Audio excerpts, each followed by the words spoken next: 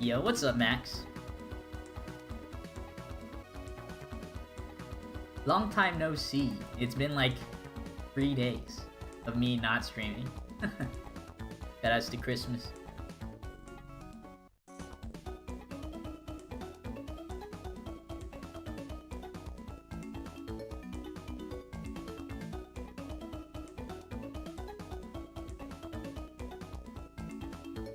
What's up, Blue Bloom? Thank you for the good luck. True, Max. I do hope all the Cherry Boys had good Christmas. What's my opinion on Mario 64? I don't know. It's good, I guess, but it's not like a game that I like. Like, I would probably never play it again. Like, unless I'm doing like a race or something. Like, I don't actually think it's aged particularly well, but like it's like such an iconic game that like you have to like keep it in the you have to like keep it up there in like terms of GOATs, I guess. But it's not bad. I don't think it's the worst. I don't think it's the worst 3D Mario game. But I also don't think it's the best. I think the best one is probably Galaxy. That's how you feel about Crash 1. Well, I think Crash 2, like, is just a better Crash 1 to me.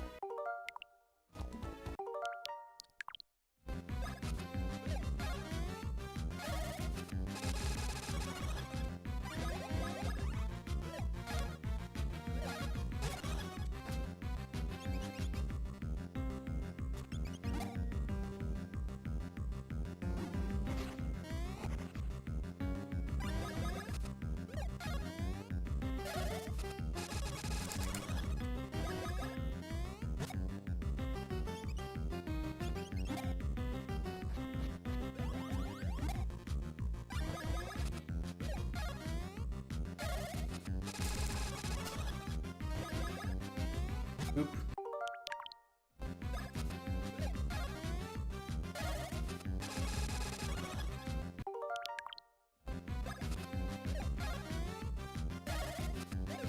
Yep.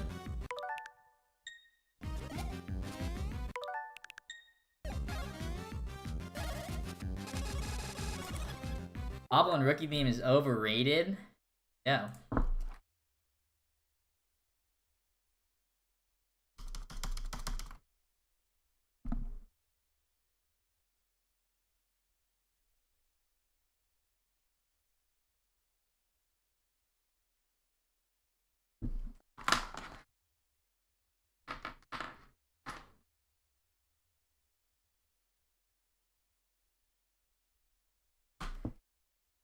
I have a lot of static in my headphones right now, and I don't know why.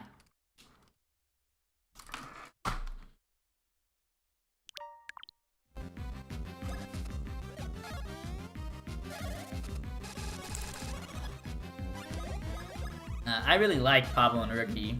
Their Pablo and Rookie theme. I think it's probably the best fight theme in the game.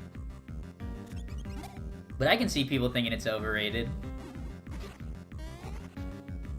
Like, I'm not, like, the song is not, like, a hill I would die on.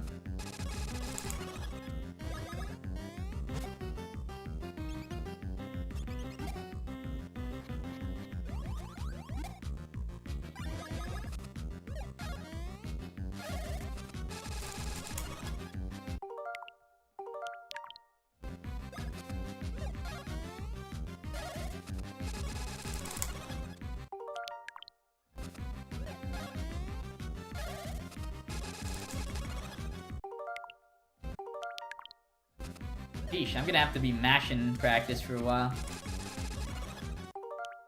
Yeah,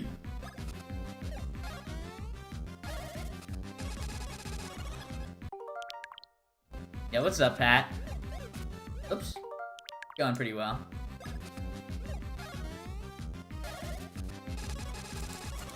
But after 3 days of no mashing, I do have to practice a little bit.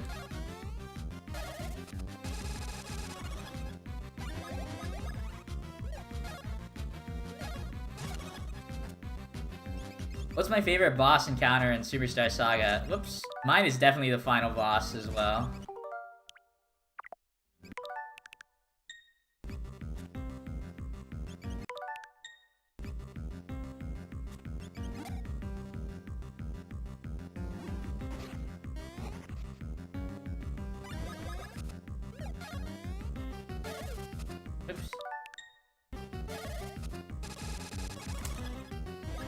You were replaying Dream Team last few days, and you think the Dream World is a big pace breaker. Yeah, that's true. I mean, I think the game is just slow in general. But yeah, having to switch... I don't think like the transition between Dream World areas or Real World areas and Dream World areas is very fluid throughout the game. So I definitely see that part with the disliking of the Dream World.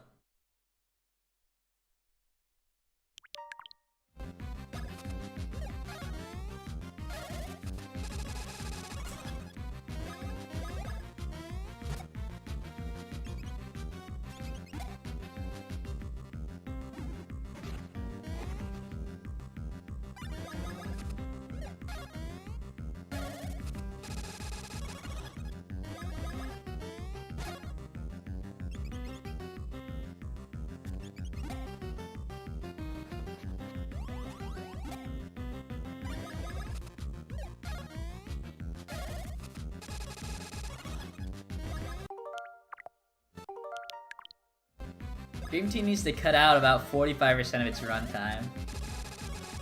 Well, I think Dream Team definitely is the longest Mario and Luigi game, casually at least.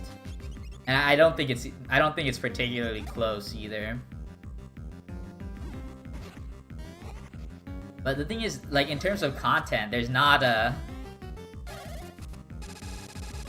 In terms of content, I wouldn't say that it's the longest game, just in terms of, like, time that it takes to win.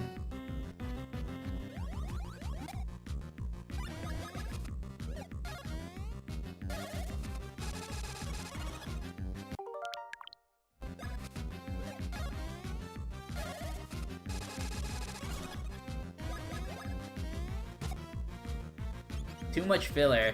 I actually don't remember a lot of my Dream Team playthrough. I wouldn't say there's a lot of filler. Well, I think there is a lot of filler, but I just played most of the required portions. And it was still very long, so...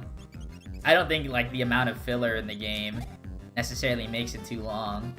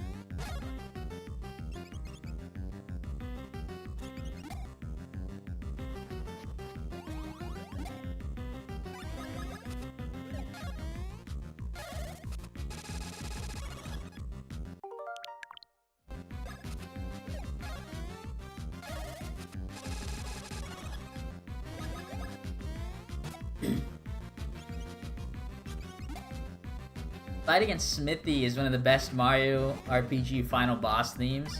Yeah, I think SMRPG might have the best music of all Mario RPGs.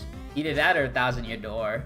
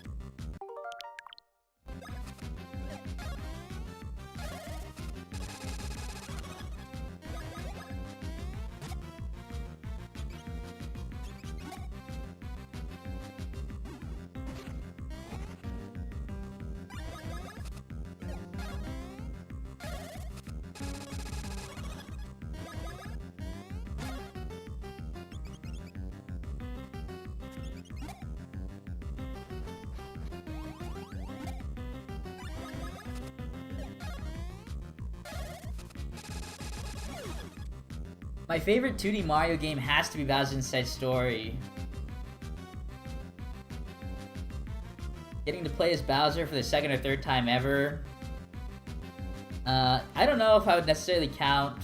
Well, I would count Bowser, or... No, let me rephrase that. I think Bowser's Inside Story Bowser gameplay is pretty unique across every Mario RPG / Mario game in general.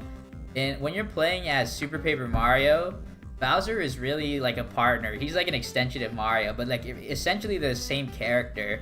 But Bowser is very different compared to Mario and Luigi and Bowser's Inside Story. So I would classify that as the first time you ever actually really get to play as Bowser.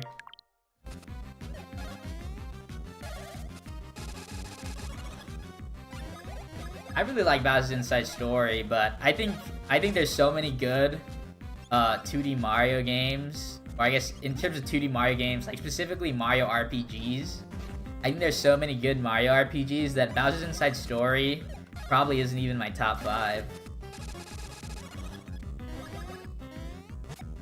Although I do think it's still good.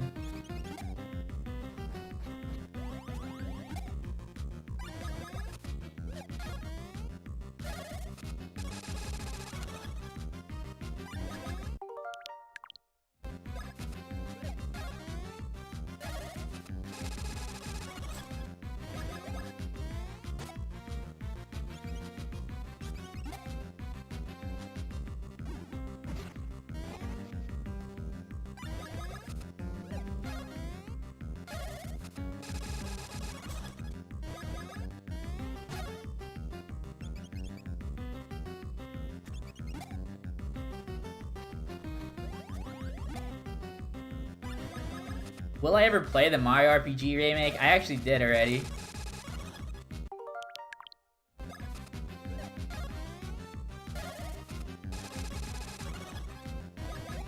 Yeah, I played the entire Mario RPG. I 100%ed it already. And I liked it. I do think the original is still better. Like, I don't think, like, in terms of a remake, like, I don't think that actually added much new content.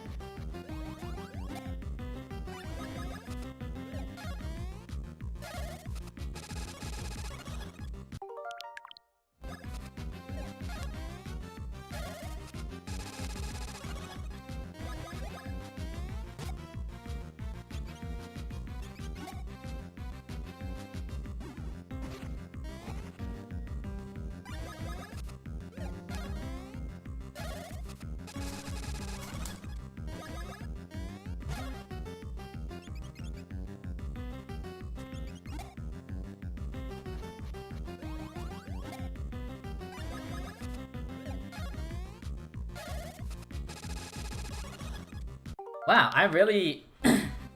I cannot kill this thing.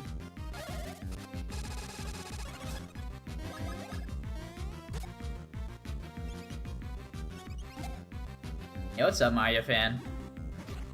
Yeah, I literally cannot start a run if I can't kill this thing consistently. Yeah, that's it.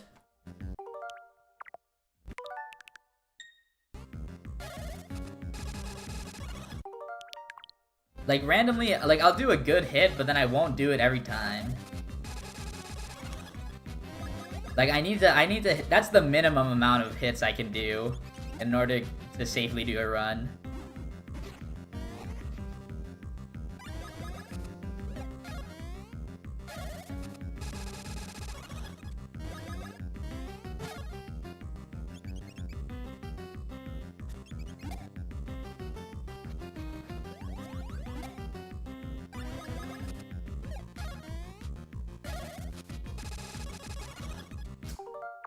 And of course, like the last hit.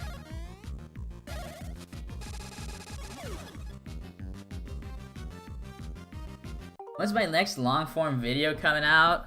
Hopefully before the end of the year. I keep saying that. I keep saying that. One more video, and I have 5 days left. So we'll see how we do.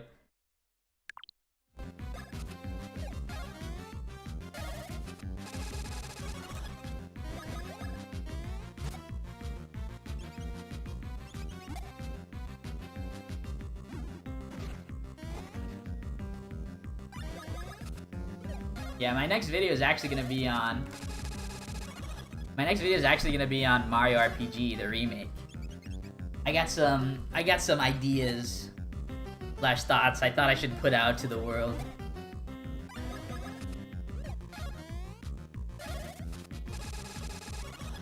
Yeah, because actually Mario RPG is like one of my favorite games of all time.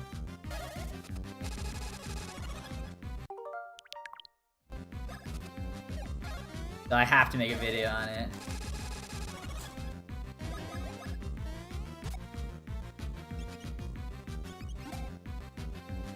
Yo, what's up, Tonkatsu? Thank you for the good luck.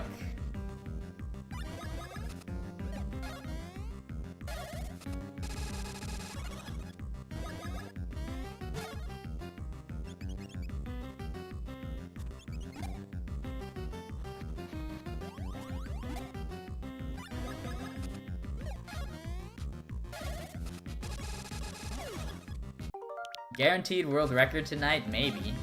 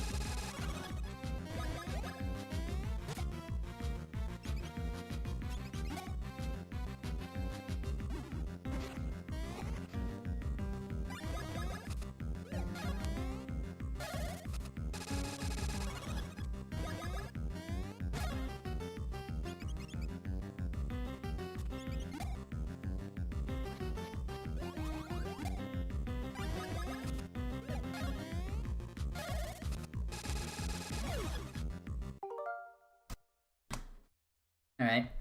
That seems pretty good for now. And I'm going to continue to warm up during the run, so I don't think I need to focus too much on that.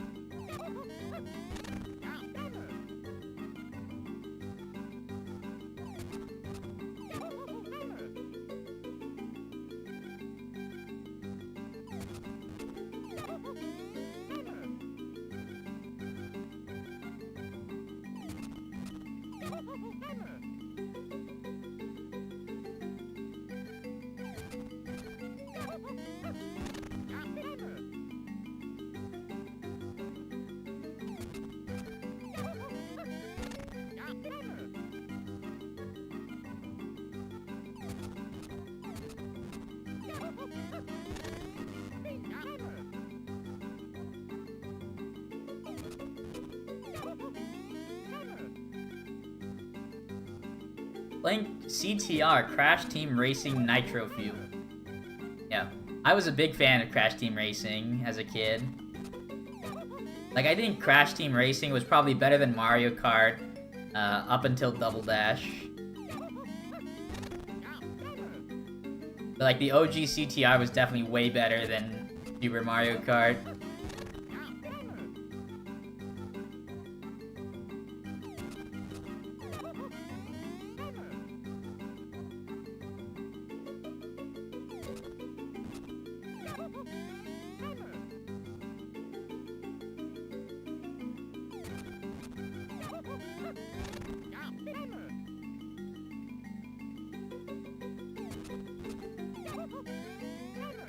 Yeah, what's up, Hammer Bro?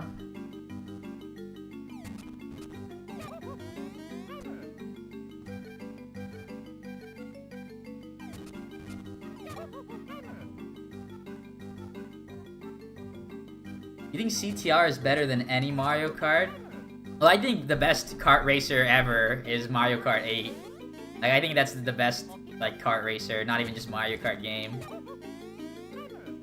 And then a DKR, Diddy Kong Racing fanboy. I actually hate Diddy Kong Racing.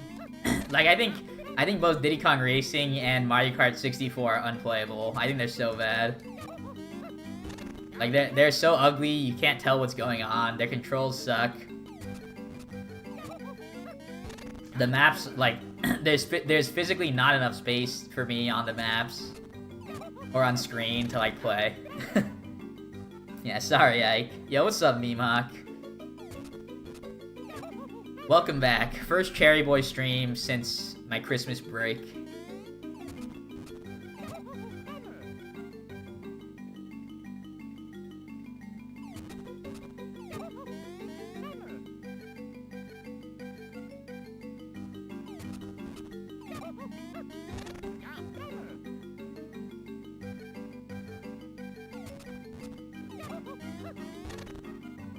Alright, well, that warm-up, aside from the mashing, I think the warm-up went pretty well. But for mashing's sake, I do think it will get better throughout runs, so I'm not going to worry about it too much. Let's start up a run. How was my Christmas? Christmas was pretty good. I get some pretty hype stuff. I got a lot of clothes, which as an adult, clothes are like the best thing you can ever get on Christmas.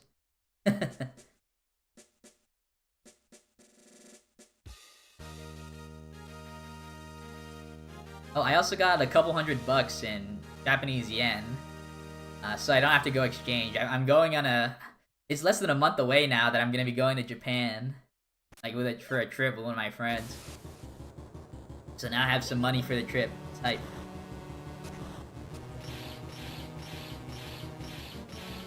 Did I play the Pokemon DLC? No, I don't even have Pokemon Scarlet or Violet.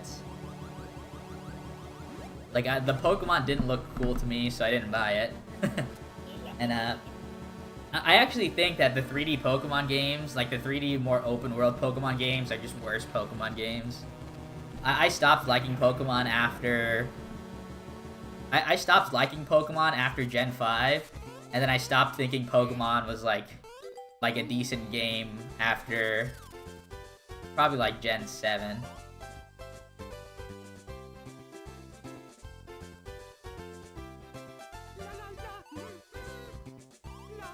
Yeah, going to France, nice. I'm really interested in going to Europe as well. Oh yeah, you need to get your passport stat. I remember like the time I renewed my passport, it was like a really busy season for traveling, so I think it took like an extra 2. Yo, true Tonkatsu. It's gonna be hype. We get to meet up. I'm hoping to meet a couple people while I'm there, so it should be fun. Yeah, I'm really interested to go to Europe and go on a train. Like if you've played Pokemon, if you played Paper Mario Thousand Year Door, one of the chapters you're on the train called the Poshley Express, and it's like an overnight train that you get to travel and like look outside the whole time. And I'm really interested in doing that in real life. Like it seems like it'd be so fun. And then maybe I'll turn into Sherlock Holmes while I'm on the train. Yo, Stavros. Hope you had a wonderful holiday with friends and family. Had a fine dinner with Had a fine dinner with yours. Crush this merry run. Yo. Thank you, Fat Stavros. Thank you for the bits as well. Yeah, I did have a good Christmas. Just talking about it.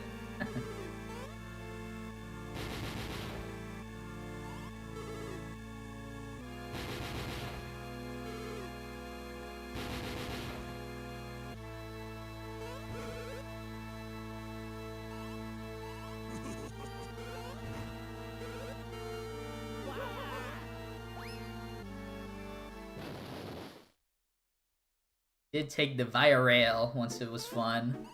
Sadly not at night though, rip. The Monetary Express from from Professor Layton. I've actually never played Professor Layton game, but I know that they're really good. Supposedly. Yeah, what's up DDX? And what's up Zombo? TY for the GL.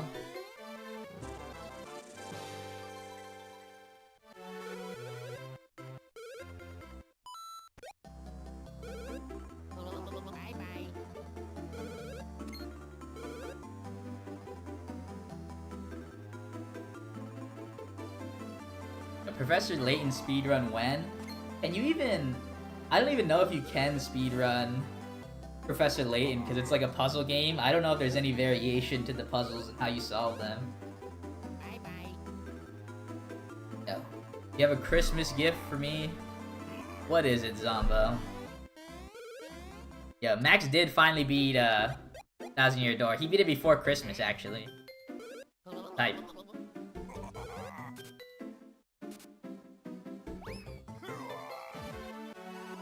Yo! At Zombo6X. TYTY for the sub. Enjoy your Mermil Gold Boy emote.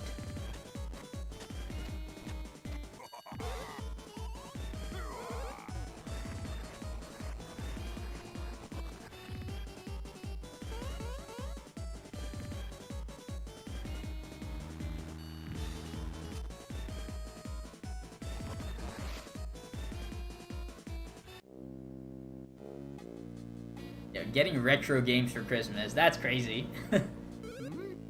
I don't think I've ever gotten a game for Christmas since I was like 10 years old.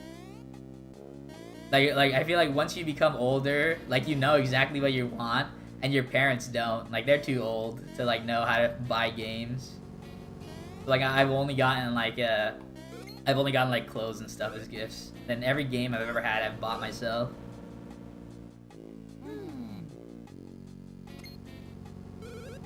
Yeah, I'm sure you could speedrun Professor Layton. But are the runs like the exact same every time? Oh no. Or is there actual variation? Like, if you're just trying to solve the puzzle, like, don't you know the answer to every puzzle anyways? So it'd essentially be Type Racer. Like, you're just trying to input the correct answer every single time.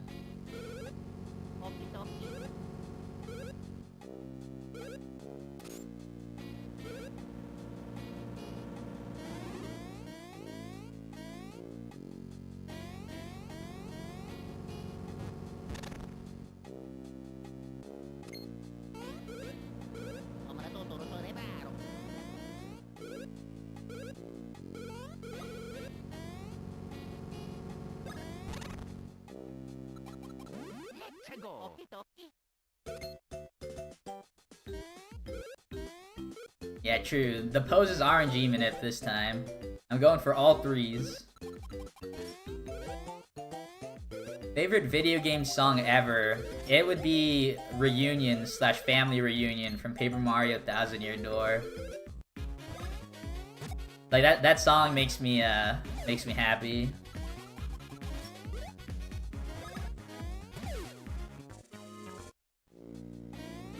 Yeah, thank you for the good luck, Mario fan.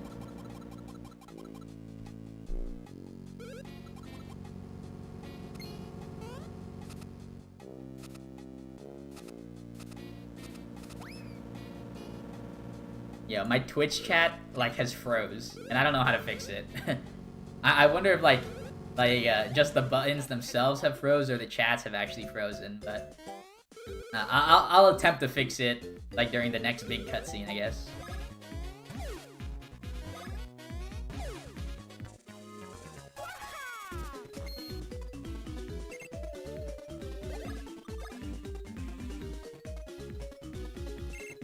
Nice too.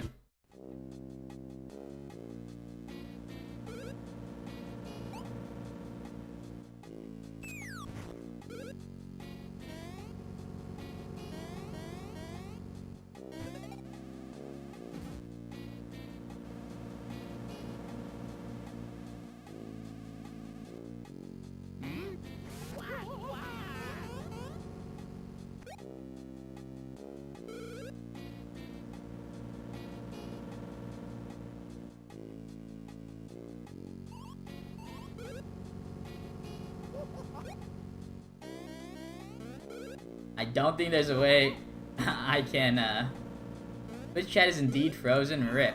I don't know how to do it, because I use Twitch chat. I use my Twitch chat in OBS, but I have, like, the plugin that allows you to... I have a plugin that allows you to multi-stream, or multi-target stream, which lets me do YouTube and Twitch at the same time. And that blocks, like, some of my buttons. I don't know how to move it.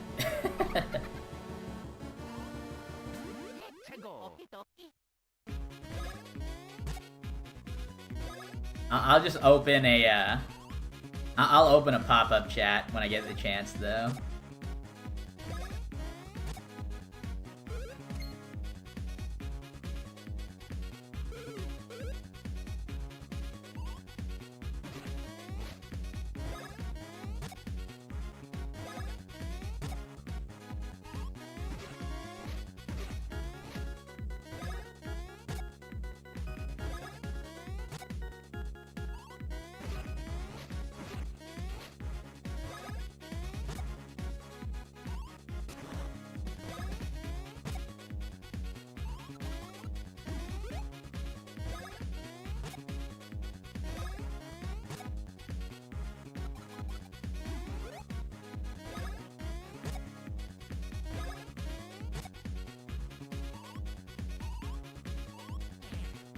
Let's see.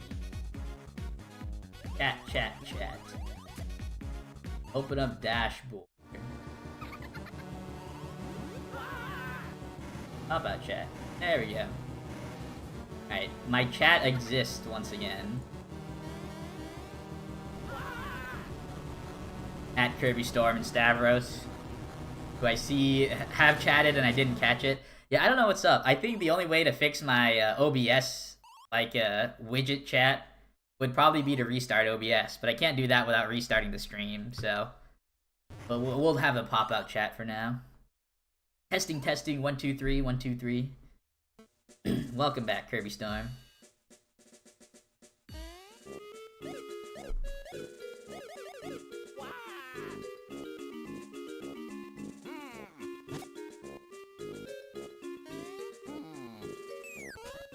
Yeah, what's up, Kurumi? Yeah, in the post-game of Mario RPG. Nice.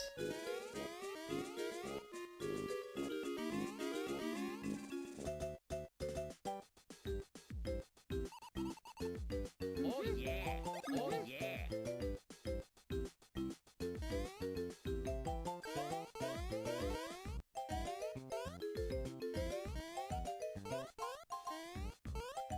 I think I might be a pro gamer, because I thought the post-game was, like, pretty easy. Like, I one-shot everything, pretty much. But I've also been playing that game for, like, 20 years. It was really easy to adjust to the new timings and everything. And I know, like, the best ways to, like, fight stuff.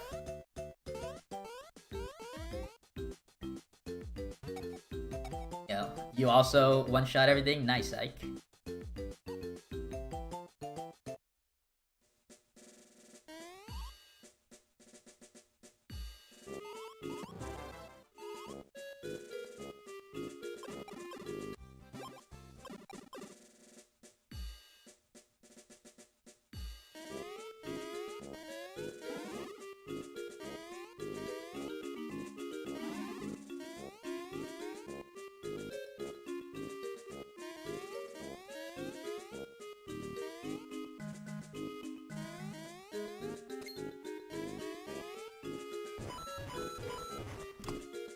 Oh yeah, Johnny was the most interesting one.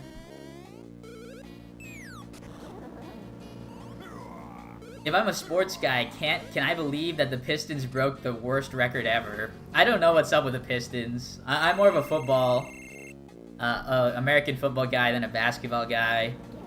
At least during the regular season.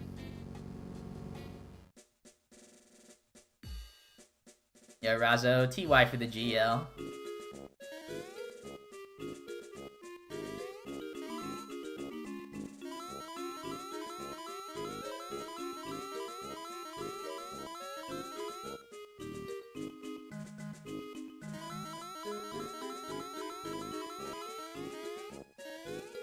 Is there a task for this category? Yes, there is. The task is actually under an hour long. It uses a lot of task-only strats. And it's pretty cool, so you should check it out. Yo, Bloody TY for the GL. What inspired me to do world records? Well, I don't think anything in particular inspired me to do the world record. Like, I think that just came by, like, competitive nature or whatever. But, well, I saw Alta Biscuit, who was the previous world record holder before me.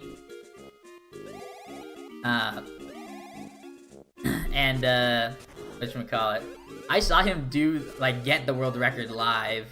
So then when I saw that, I was like, oh, this game looks awesome to speedrun. Like, I want to do some runs. And then, at some point I just got the world record, and I just wanted to keep improving. But, I will say, like, whenever I do play a game, I do have the goal of at least getting a top time / being competitive with a world record, if not outright get the world record. Like, that's just the way I like to do speedruns. I try to be optimal. Oh, sorry, Zombo. I don't add anybody on Discord. Like, I don't add anybody on anything. Unfortunately.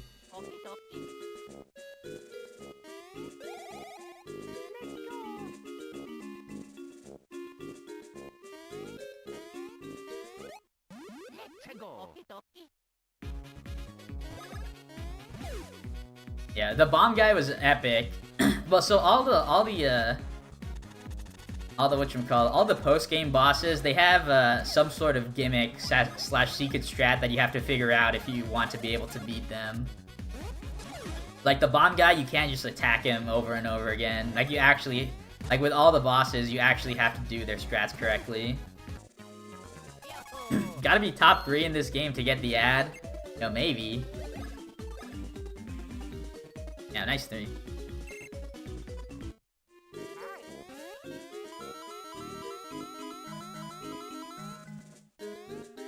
Guys, you're running away.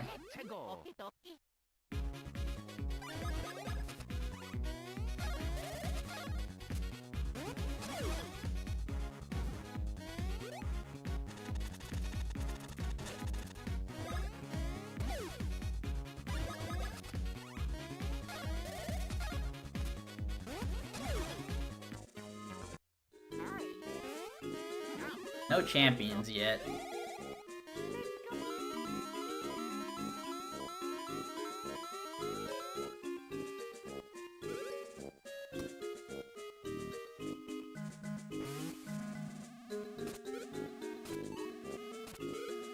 I think I've heard of Amino, like the Amino app before. I think, but it's like not just like it's not like one specific genre. I remember hearing about Amino, I think through Super Smash Bros. But there's also like an anime section and other stuff like that.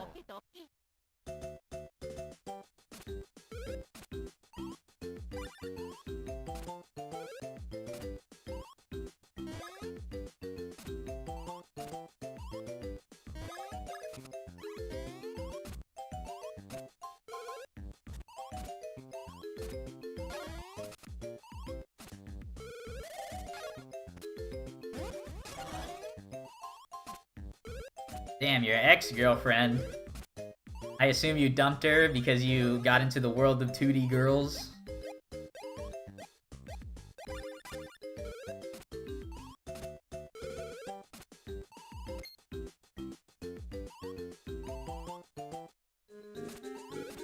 Oh yeah, Johnny is...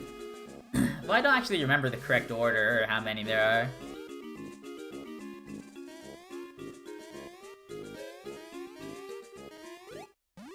Nah, Kurumi doesn't have a paper girl. I think he has an anime girl. I think he watches the anime, not reads the manga. Yo, what's up, Neo? Thank you for the GL.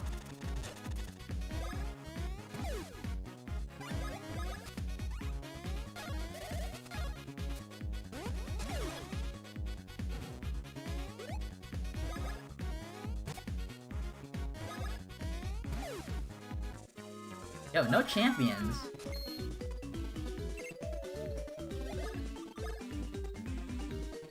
Nice too.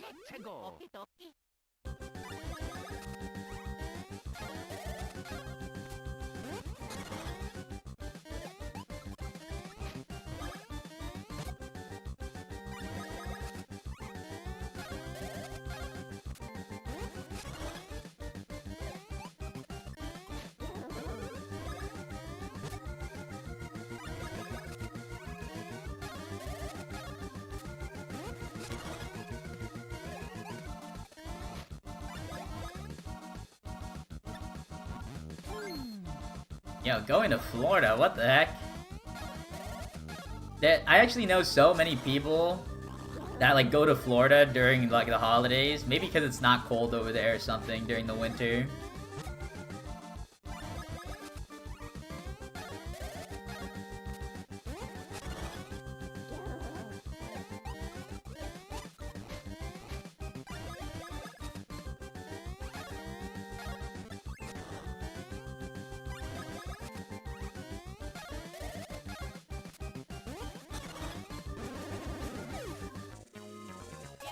Yo, what's up, Star? TY for the GL.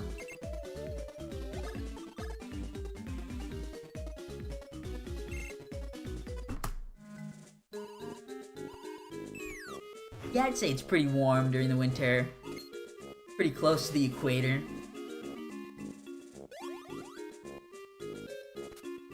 I'm playing Splatoon 3 right now, and I'm popping people like balloons. Yo. I've never played a Splatoon game other than the first Splatoon. But I don't like Splatoon anyways. Feels bad. Like, the only people that I know that, ever kept up with a Splatoon, slash actually liked it, were competitive Splatoon players slash speedrunners. Like, I didn't know anybody that casually liked Splatoon.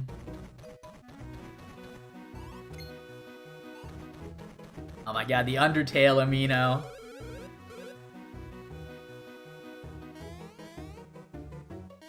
Gyro controls are optimal, yeah. I mean, I'm sure that's true for like a lot of things, but if the control scheme isn't good, like if the gyro isn't very receptive, then it might suck using it. Yeah. Ah, true, Kirby Storm. You are my first casual Splatoon fan. Yeah. The only gyro controls that I ever liked were there was like a 3DS Pokemon hack or Pokemon app called, it was like the Dream World or whatever. So like in Gen 5 when they first introduced Dream abilities, which are the hidden abilities that Pokemon don't normally have, in order to get them you would have to use like a 3DS like app, and you would have to like use the gyro camera and shit to like play and like shoot bubbles at random Pokemon.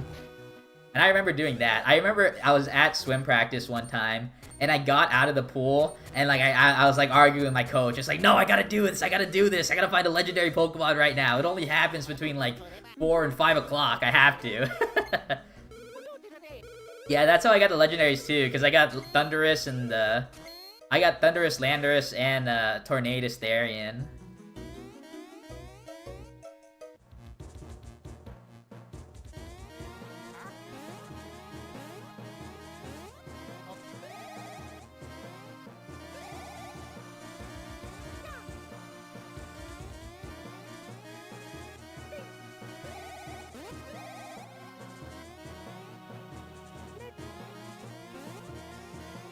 You're always embarrassed to bring games up IRL? Dude, when I was in high school, I did a like presentation on speedrunning and me having the world record. Like I was never embarrassed over any of that. And like when I was in college, I would like speedrun. Like I would speedrun outside in the common room for everyone to see. Oops. Like I have no I was very confident in like gaming. Like I had no shame. Damn, 0 mushrooms, but I did get 1 bean. Ah, triple 1. Feels bad.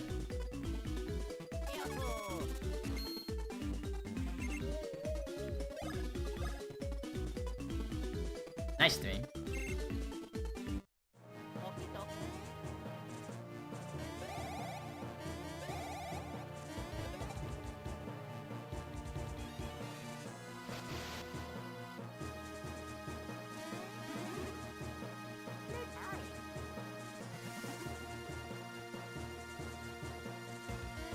Yeah, and like when I was in high school, I would bring games to school, and like I would play like Game Boy at school and stuff. And I was never embarrassed because I just liked them. Like I think it's weird to be embarrassed about something you really like, unless you're Kurumi and you like really love hentai. Like I give you permission to be embarrassed about that one, Kurumi.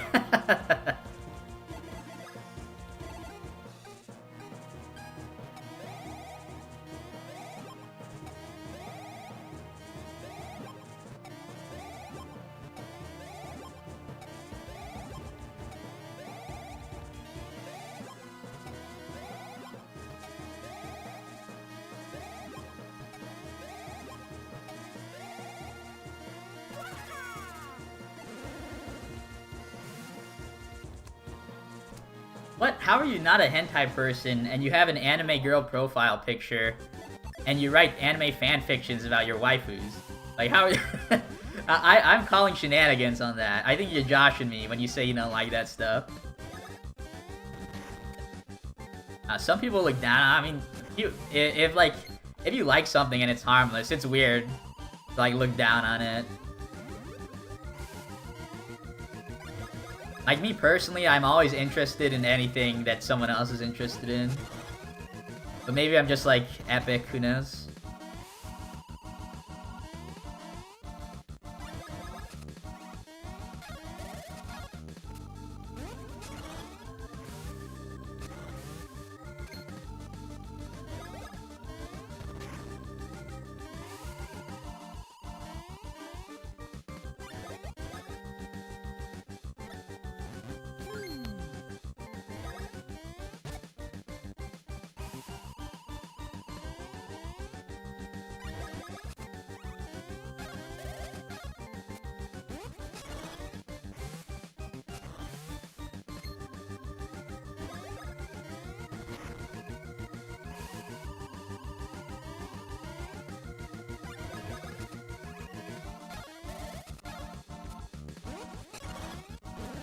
I don't know how I like anime girls and stuff, but am not really into nudity itself.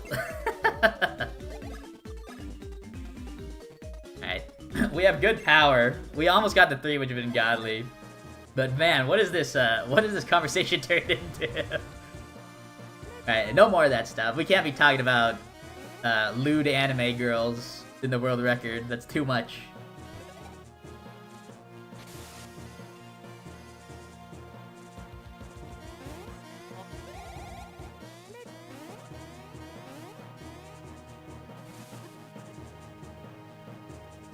This is your normal speedrun stream, everybody. Nothing to worry about.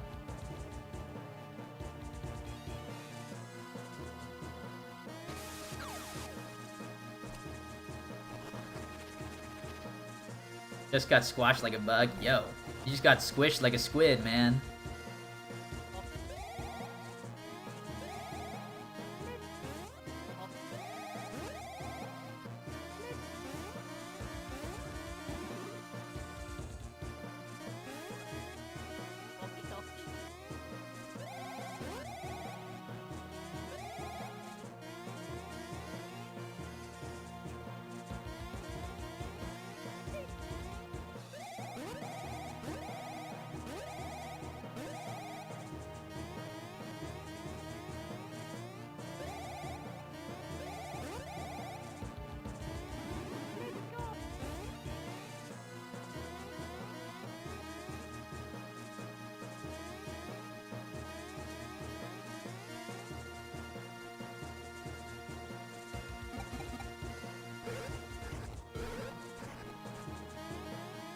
Does Mario need to get his bonking stick? True.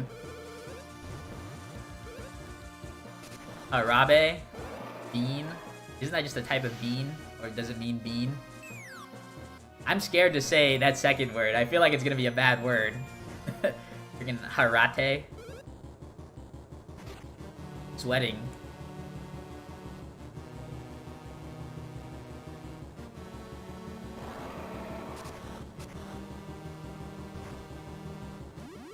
Oh, just piss? I mean, that's a bad word. So I was right.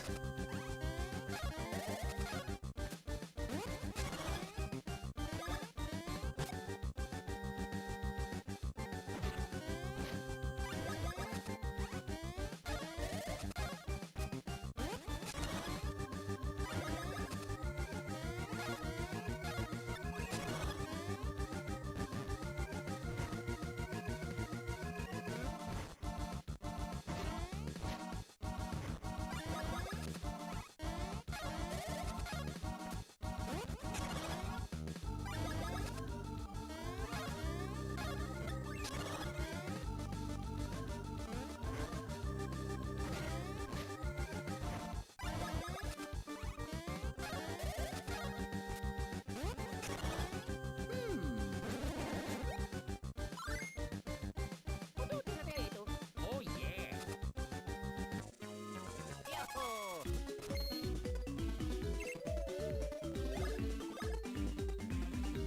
Yeah, nice too.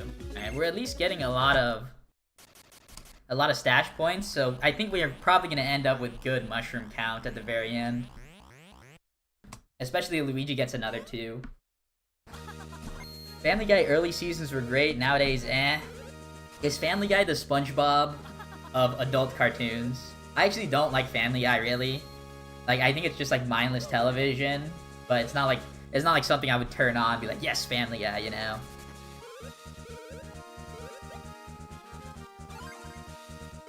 But in terms of adult shows, I don't actually know what my favorite adult show would be. It might be like Shin-Chan, like Crayola Shin-Chan, which is it was originally a like kids anime, but like when it was translated to American, they just made it a dirty show. I think that one's pretty funny.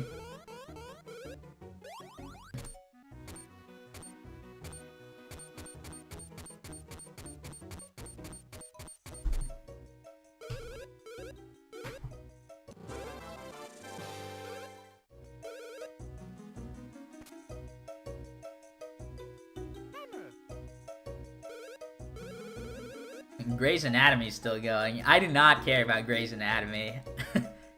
I'm not much of a random midlife crisis like mom drama TV watcher.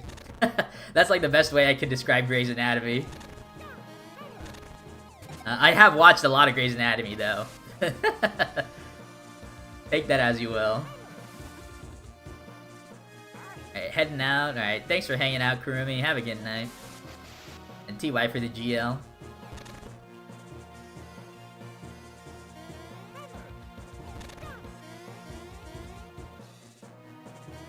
Old School Simpsons is up there? Yeah. I've heard people really love the Simpsons. People love... I think South Park is more of a Zoomer show. But like Simpsons was definitely like one of like the OG cartoons, adult cartoons. People love King of the Hill, I think. The only adult show that vibed with me was True Blood back in the day. In terms of doctor shows or like medical dramas, I think I liked House MD. But that was basically like Sherlock Holmes in like modern day doctor format. But like I thought The Good Doctor was awful. I actually hate Freddie Highmore. And I don't know anything about him personally, but I hate him because he was Norman Bates in Bates Motel, and he was just like the worst character ever. And I mean, he was like illogical because he was actually insane. Like he's like a murderer. But like just watching him like interact with other human, like people that are actual human beings, was just awful. But that show was pretty epic.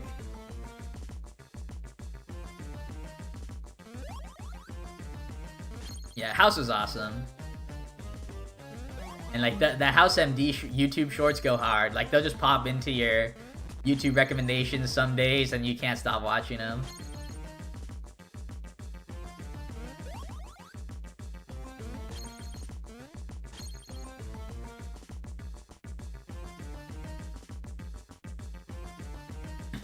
I remember when the Simpsons movie came out, like I was too young for the Simpsons, but I knew like the cultural impact the Simpsons had. So I was excited for the Simpsons movie when I was a kid. And then like the Homer Simpson like pink frosted sprinkled donut was going crazy at like 7-Elevens. TV's overrated? I would probably agree in general. Like there's not a lot of good TV shows out there.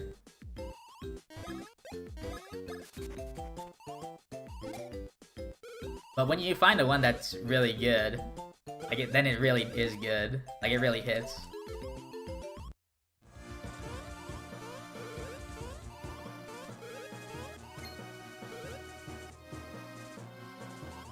I mean, like once you become like popular enough as a TV show to get a movie, usually it is downhill from there. Like that means like after the movie, like most shows just become a cash grab. Just like SpongeBob, just like Family Guy, even though Family Guy I don't think has had a movie. But like after a certain point, like the shows just make so much money. That's why like the networks would refuse to let them end. Oh, Breaking Bad is good. Breaking Bad has like a great run, like where it doesn't overstay its welcome. And I think same with Better Call Saul.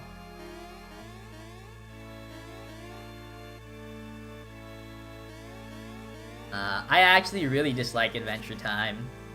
I've only watched some of it, but like Adventure Time is basically like the Western One Piece. Except I think it's like worse quality. Like I think One Piece is good quality, but like the Adventure Time lore is so convoluted, but it's really awesome. But I don't think this show actually executes it well.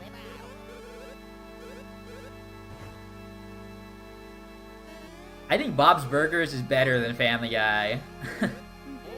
But I'm sure like the movie wasn't that great. Oh, I also liked Archer. I thought Archer was a good adult TV show. Yeah, I think that was my problem with Adventure Time. Like it's like that's also like a One Piece meme too. Like trust me, after 200 episodes it gets good. And that's like Adventure Time too. Like after 200 episodes it actually has a story. Even a lot of modern video games are not quality. I mean, you could say like Mario Wonder is good quality, but that's one game out of probably like 10,000 video games that were released this year.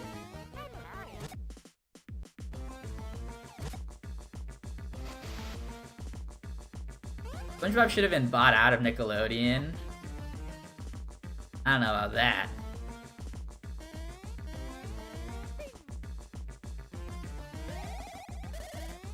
It also never would have happened. Like SpongeBob was like Nickelodeon's cash. Like it was like his treasure chest, like claim to fame. Nickelodeon would never have given up on SpongeBob. Like I think SpongeBob, like at a point, like rivaled Mickey Mouse, which is crazy. Because Mickey Mouse isn't even just like a TV show or like one single entity.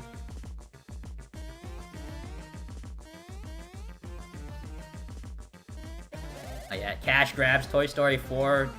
Toy Story 4 doesn't exist. You can't tell me it does. And like Toy Story 5, when it'll eventually will come back or will come out, also will not exist.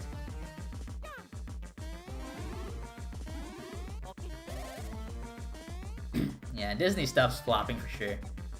Well, I think when you say old games are better than new games, I think like one big thing is that in today's day and age, like they're less experimental. Like the blueprint for a good game like is already known, and like it was already made by the older games. So like there's not as many groundbreaking video games, but I still think there's a lot of good video games in general.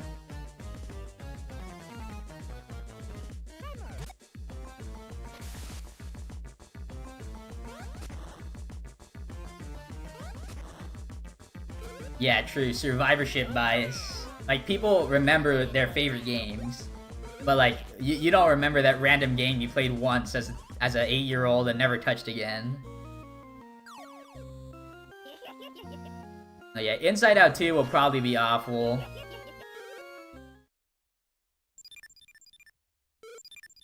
I will say, I think Frozen 2 was epic.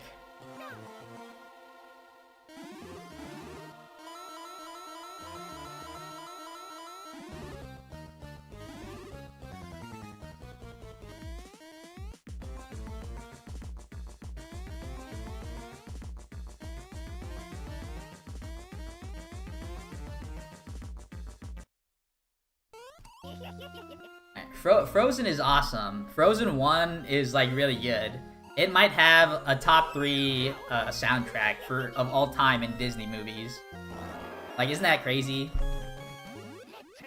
I should make a Disney princess movie tier list.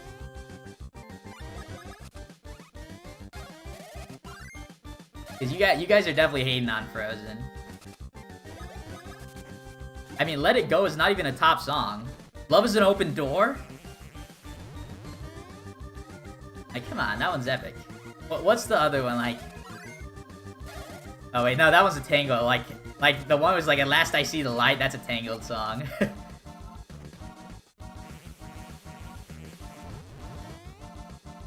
Do you want to build a snowman? That took the world by storm.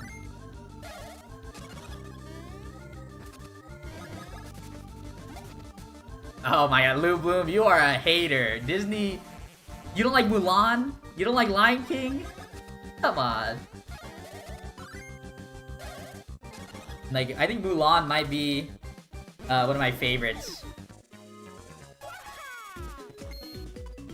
I think you're just a hater, Lou Bloom. Nice too. Yo, I'm meat writing Frozen.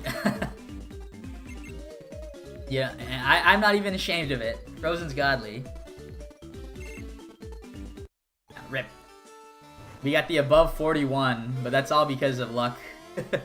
I've been playing really well this run, so I'm keeping it going. Oh, by the way, I'm 31-3. My power. 31-3, jump 2-2.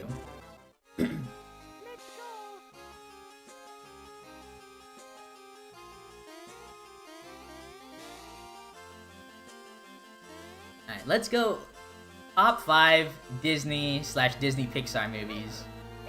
Like, prepare yourself. Number 1, Mulan. Mulan is awesome. Number 2, I'll give it to Lion King. Lion King's awesome. Number 3 might go to Frozen. Are you ready? Like, you guys are not prepared for that. Frozen's top. I mean, I hate Phineas and Ferb too. Like, but I hate it for no reason. Like, I just don't like it because I didn't watch it and I don't like it. Yeah. Cars is like a lower tier movie. Toy Story... I don't know what's better, Toy Story 2 or Toy Story 3. Like, that's actually a hard thing to pick. Like, Toy Story 3 was definitely like a perfect conclusion. But Toy Story 2 was like... Toy Story 2 is one of the OGs. Monsters, Inc., actually. Monsters, Inc. is my favorite Pixar movie.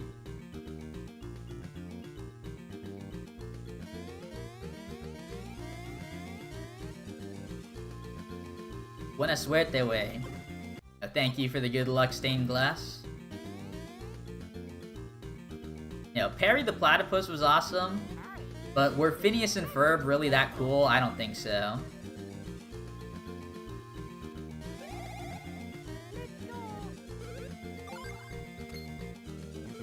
Oh, Up is awesome. Alright, well, we need to actually... You know, I said Disney/Disney Pixar, but we need to separate... We need to separate Disney and Disney Pixar because there's too many hits across the board. I liked Turning Red. But, as somebody with, like, Asian heritage, I'm actually usually a lot more critical on, like, Asian films that, like, portray Asian, like, culture. Even though I'm not necessarily, I don't have like a Chinese culture, but like a lot of Asian cultures are similar, I feel like. Like, I think Mulan was godly, but I think Turning Red was just alright.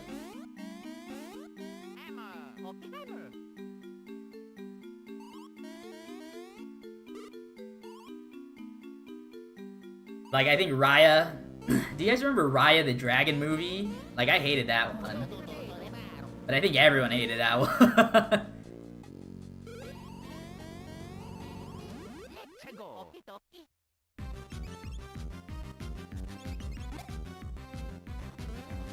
Alright. Dance for Luigi Death.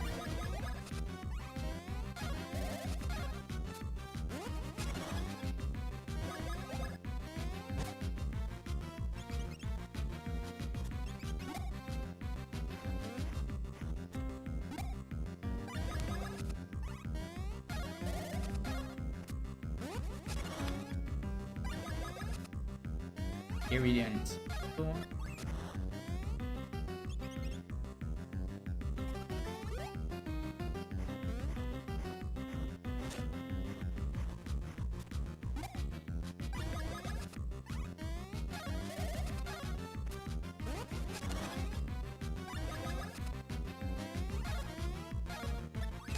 Very nice. Yeah, Mulan's probably my favorite Disney/Disney Pixar movie of all time. I think the songs are the best in the entire RIP No Luigi Death. The songs are probably my favorite in the entire series as well. And the story, man. It just hits my heart.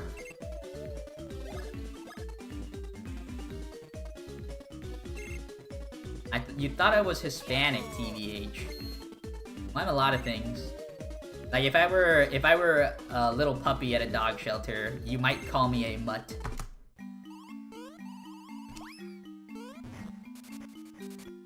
You don't like Toy Story 3? I think Toy Story 3 was like a perfect conclusion to the story. Like, you finally... There's like a lot of video essays on YouTube. There's a lot of video essays on YouTube on why Toy Story 3 is like the perfect conclusion and stuff like that. But like the thing about Toy Story is like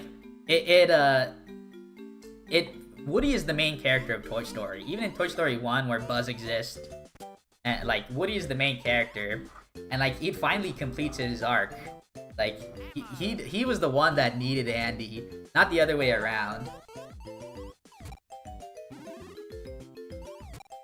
And like when Andy finally confirmed that it was okay for Woody to move on, then Woody could finally go with Bonnie.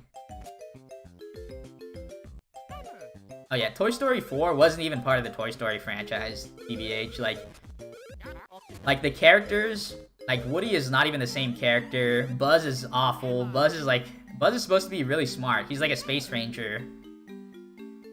And like he's just like the dumbest thing ever. He forgets that he's a toy. Like he forgets that he has buttons that do stuff. Like it was definitely a nostalgic cash grab. And the same thing will happen with Toy Story 5.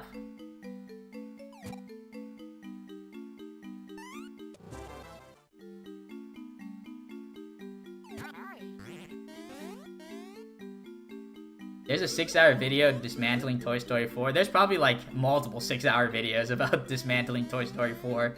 It was so hated. Yeah, I think I like Toy Story 3 more than Toy Story 2, just because I feel like now that I know Toy Story 3 exists, I feel like Toy Story 2 is missing the conclusion. Like, even though I do think it stands on its own as a good story.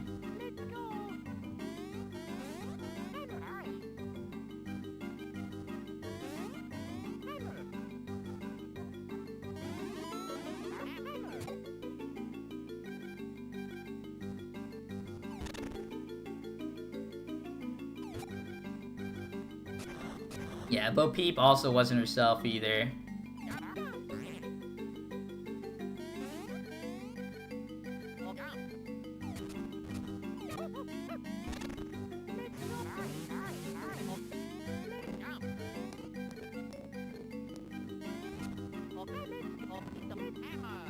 Alright. Me just being clutch, getting the first try barrel storage when I really need it. Nice.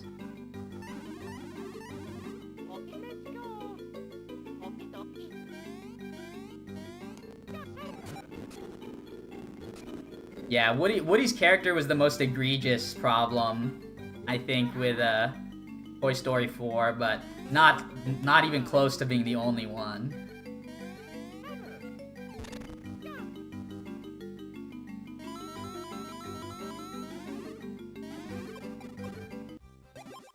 Yeah, my stash count is really high, so I don't think we'll need all those coins.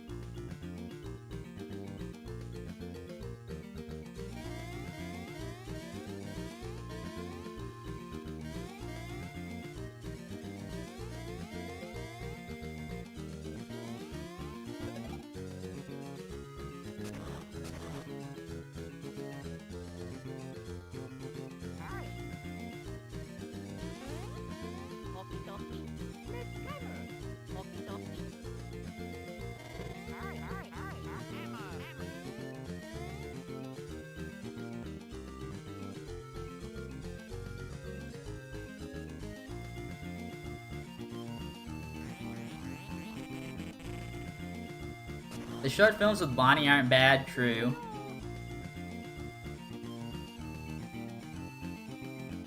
Yeah, I mean, the short films, like, they play off of Toy Story 4, or Toy Story 3, excuse me. But, like, Toy Story 4 itself, like, it's like they didn't even take into account the other 3 movies. Yeah, like I said, Toy Story 4 just, it banks on you having nostalgia for the original movie.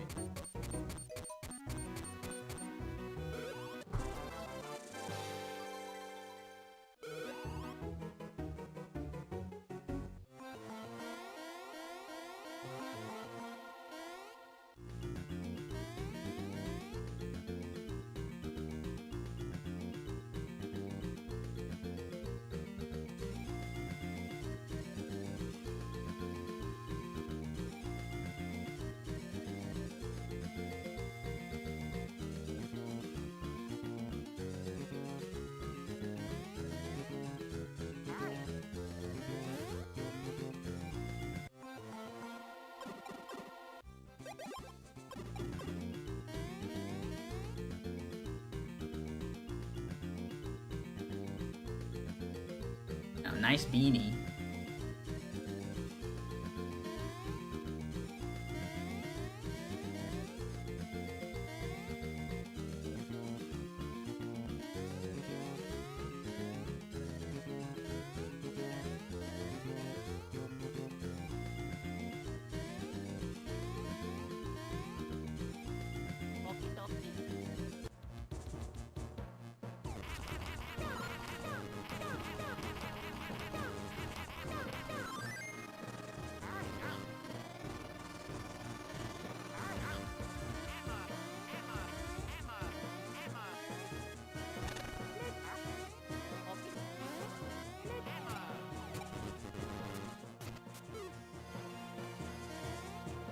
Alright, I do have to focus here.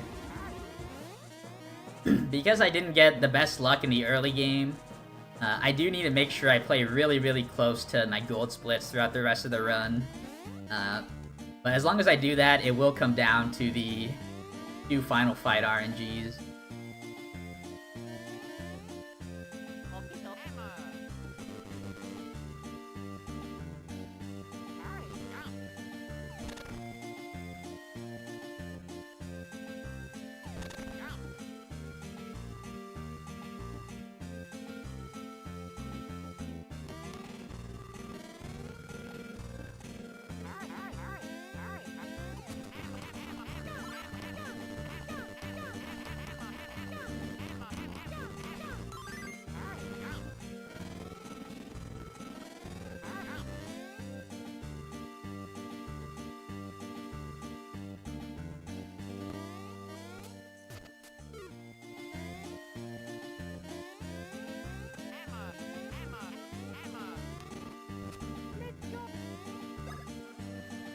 Alright.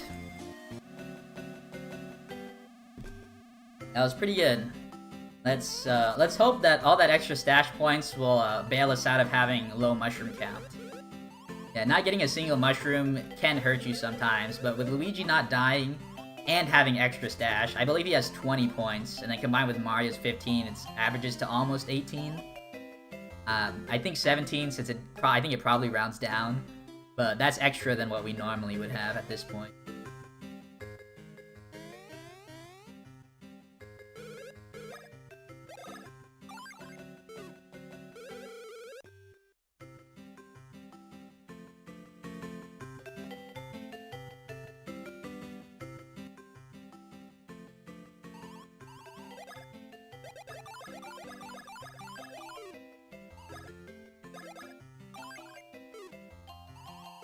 Alright, perfect. 46 mushrooms and 10 coins extra. That is exactly what we want.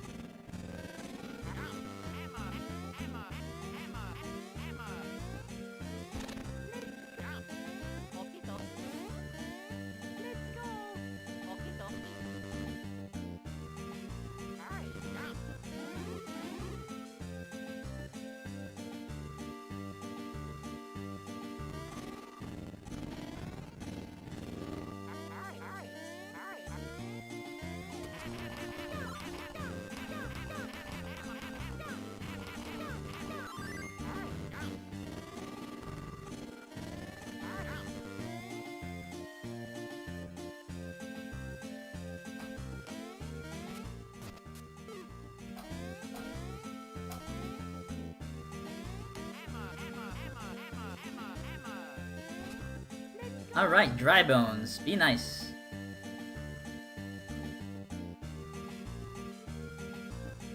Oh no. Rip. They boxed me in. Well, good attempt.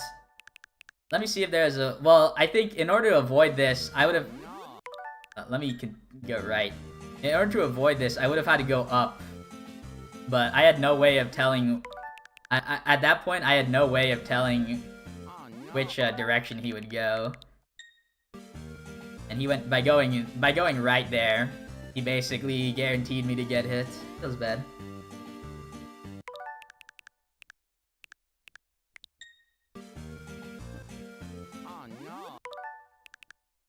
Yeah, so if I were to go down here, I would have been too close. Wow, they almost boxed me in even going there. I would have had to go around here. Like that. You cannot jump while Luigi... You cannot jump, while Luigi has spin jump on the back. So, like, right here, like, I'm pressing B. But, like, if you were to press B, you would spin jump. Which would lock your movement, so that would guarantee you getting hit.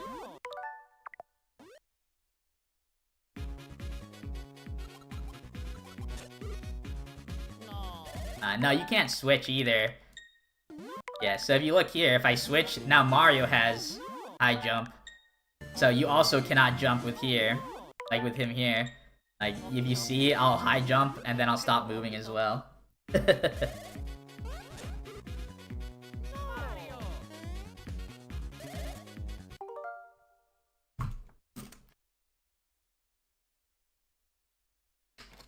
Yeah, I mean, pretty good play. Like, yeah, I was going crazy on that. I was going stupid on that run.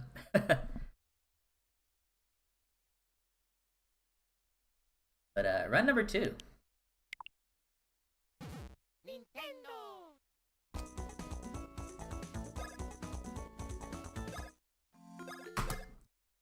Yeah, glitch commands do be that way. Yeah, it's a really important, like, since they're glitched, you really don't want to mess with them, because if you accidentally clear them, then the run is over. You will not be able to get past the rest of the run without the glitches.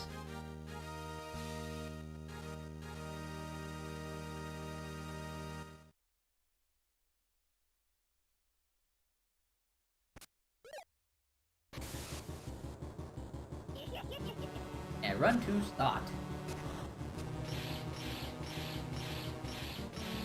But yeah, let me chill right now. Remember to like the stream, guys.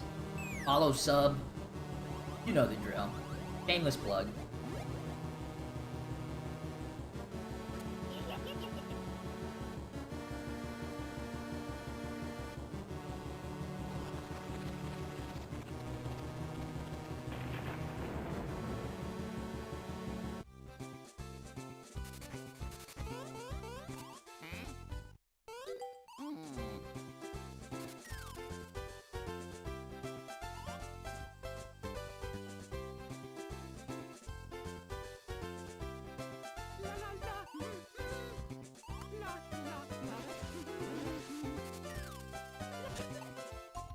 Messing with the barrel/sign glitch has given you Firebrand early. Nice.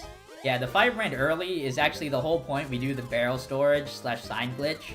Because by having Firebrand in the very back on Mario, that allows you to get the action command glitch, which is the real glitch that lets you cycle through all your action commands anywhere on the map. So that's actually, that barrel is the earliest we can ever get Fire Hand. That's why that one is so important. If you were somehow able to access a barrel and barrel hop, or excuse me, if you were able to access barrel and Bros Hammers early, then you would be able to glitch the run even earlier. And that would probably break the game, or the speedrun even more. You would save minutes, depending on where you find the barrel.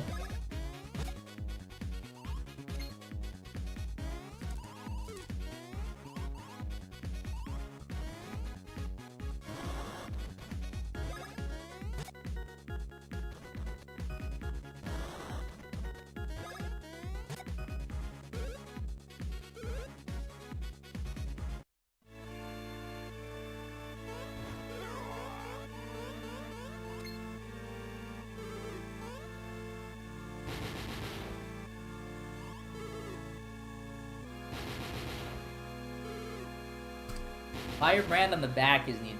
Yeah, so the way to get your glitch spin jump / glitch high jump is by having Firebrand in the back first. Like, you need Firebrand in the back to actually get the real action command glitch. Everything that I do with the barrel, all the pixel vomit, and all the sign glitch stuff that happens, that is all done in order to get Firebrand on the very back.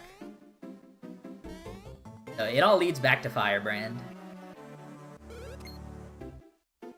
Yeah, what happened last run? Drybone's death. Yeah, they boxed me in, and I got I got taken out. Feels bad. But it was a really good run. First try barrel storage. No great early game luck. But that run was still going. I kept it alive, like, through sheer willpower, really.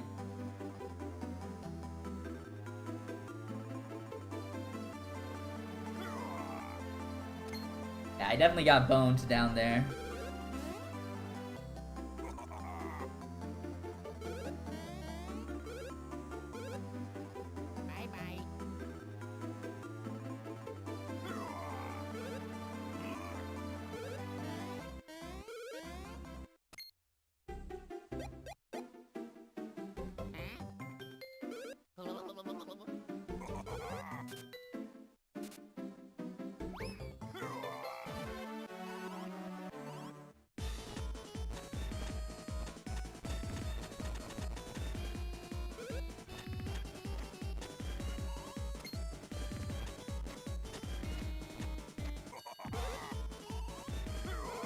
Would I ever consider trying to do the glitch where you get warped to the end of the game like I showed in one of the shorts? So a lot of those glitches where I warped, most notably Credits Warp and Mario Bros. Warp, where I warped to the actual other game in the cartridge, all of those glitches are inconsistent they've only happened on a handful of occasions. The credits warp has only happened once ever, and that was during like that was on a emulator on the PC, and that happened to the Tasser while he was trying to experiment with new glitches. But the Mario Bros. Warp has happened to 2 different people, both me and AltaBiscuit, and it happened to AltaBiscuit once on the Wii U Virtual Console, and it happened once and never again. But the Mario Bros. Warp happened to me, and it happened to me maybe about 30 times in the span of 2 days. Like, I had somehow, like, by playing the game and saving state in, like, certain area or whatever, I had somehow, like, caused the Wii U's memory or whatever to alter in a way to make that glitch consistent. But after a few days, it just stopped working. Like, I was able to recreate it over and over again for 2 days, and then suddenly no more. And since then, no one else has ever been able to reproduce it. But there has been some experimenting with credits warp specifically, and there's been talks about possible ace / arbitrary code execution in this game.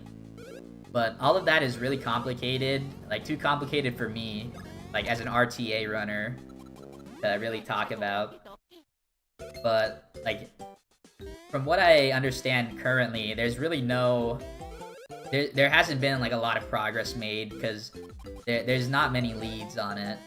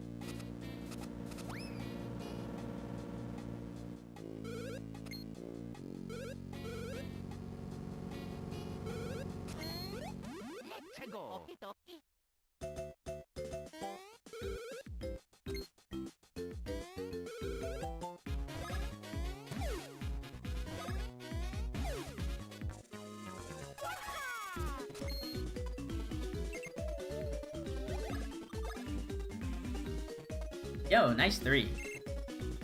Alright, good to start off with some good power. Hopefully I can continue my streak of getting runs past early game. Yeah, my last 3 streams maybe were pretty awful about that, getting bad power over and over again. But first run of the night we got good power, and second run we're already starting out with a 3. So I'm hyped.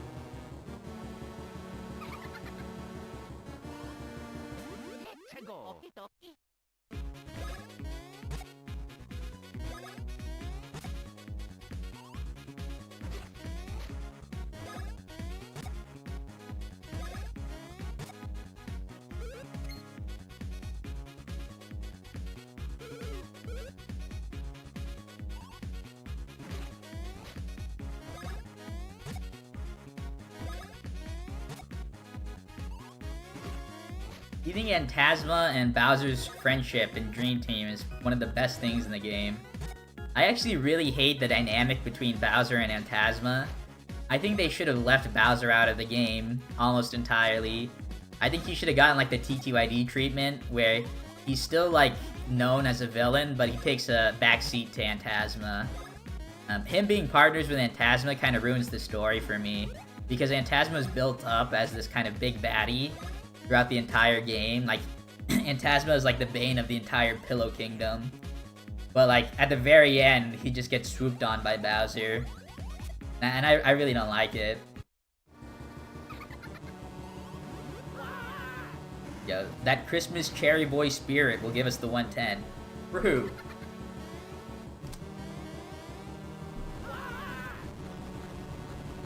Vermilio, Bowser, and Phantasma. Top 3 cherry boys in Nintendo history.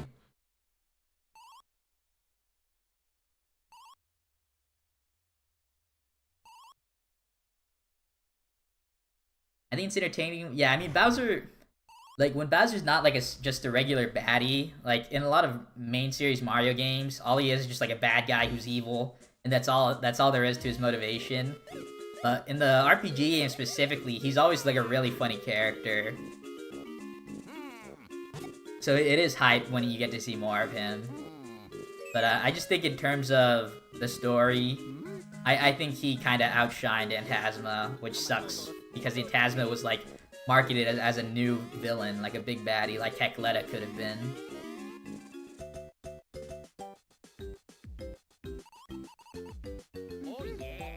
Whoops.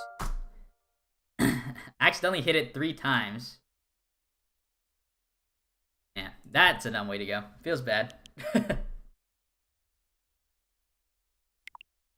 well, that was a lame waste of 10 minutes. So let's go right back into the run.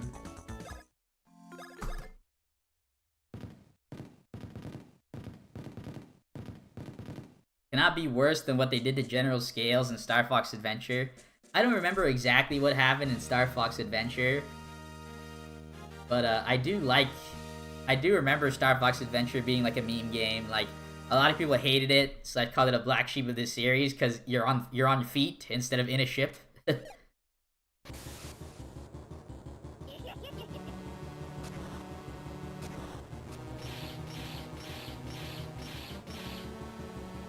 So Chapter 4 is your favorite Thousand Year Door chapter. It's top tier for me as well. I think my favorite is still Chapter 3, but Chapter 4 is awesome.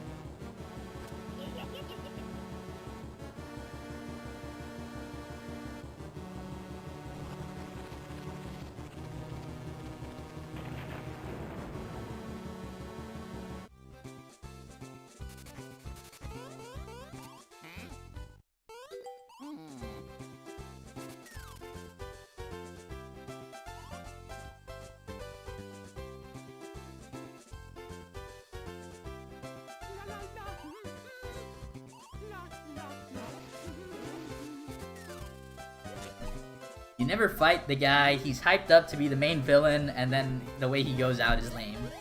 Yeah. Sounds like your classic way to completely destroy the big baddie.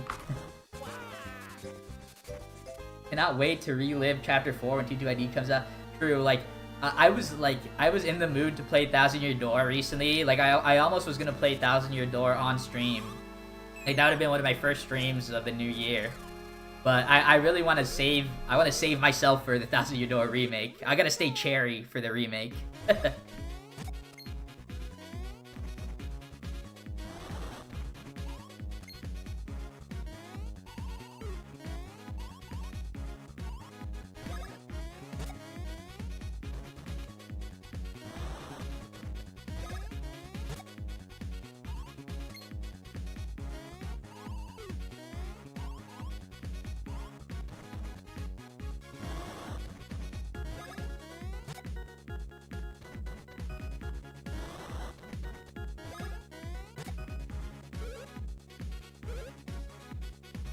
Yeah, you'll be playing it while watching the stream. Nice.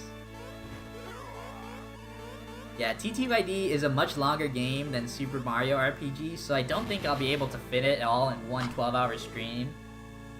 But that should be probably a good week of playing through the game. I'll try and 100% it as well. And then hopefully explore all the new content that they'll definitely add. Like, I'll definitely play Luigi and the Mystical Compass or whatever.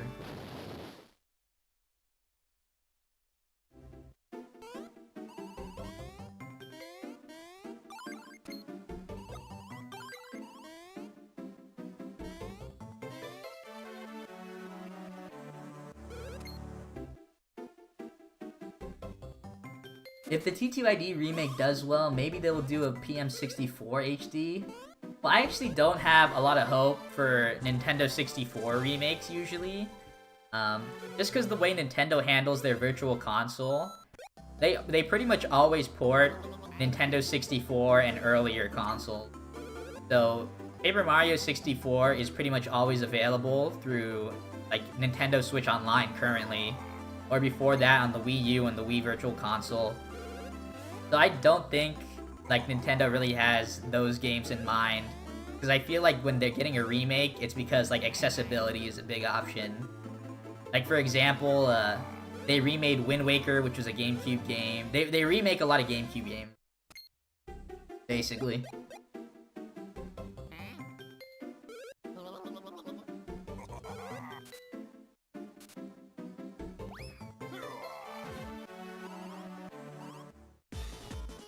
You worry a remake could make Nintendo crack down on the 64 mods.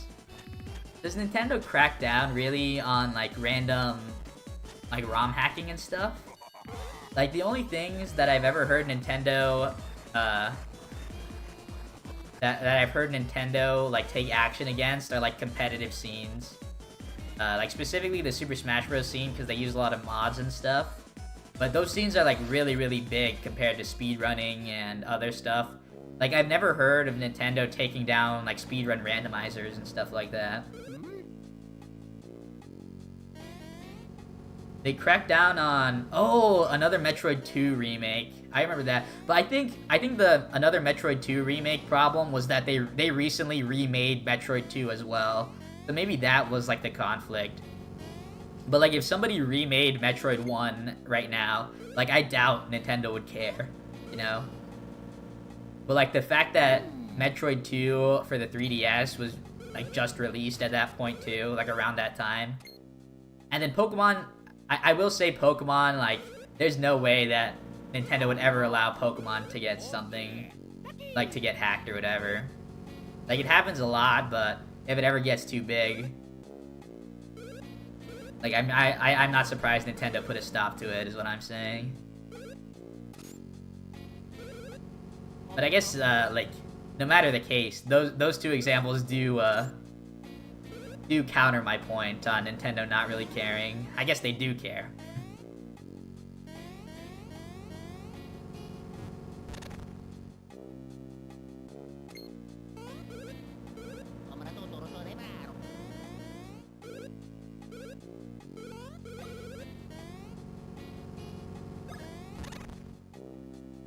Just finished CTR Adventure Mode. Nice, Max.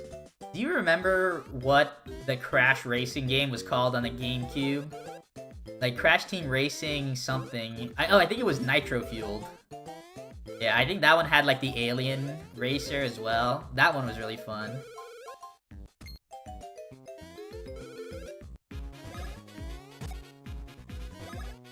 Yeah, Nintendo cares about being absolute dicks to their community and fans. True, but I think it's rare that a gaming company isn't like a dick to their fans and stuff. Like if I was like the Nintendo CEO, I would honestly just like, once a game has been out for 20 years, I would just like re-release it for free. Or like at least like I would like start re-releasing everything on a virtual console for like $5 each or whatever if I still wanted to get money. Because, like, people love the games, and, like, you're not really getting money at this point, since they're all out of print, so I don't know what the reasoning is for, like, keeping people from playing, you know?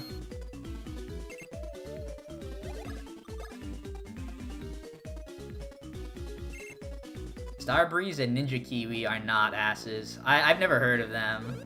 I might know games by them, but I don't know them by company name, you know?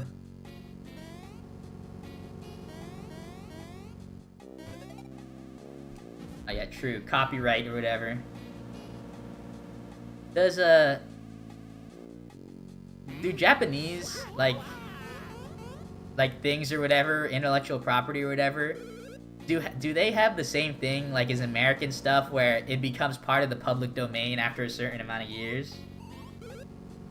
Like, in about 10 years or whatever, Like after 50 years, will Mario become like a public asset or whatever? Like that would be crazy.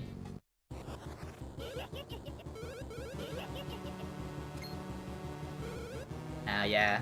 I do like Bloons. I played a lot of Bloons when I was a kid. But I still don't know what Starbreeze is based on Payday franchise. No, rip. Mario will never be... I will never be able to own Mario. Feels bad.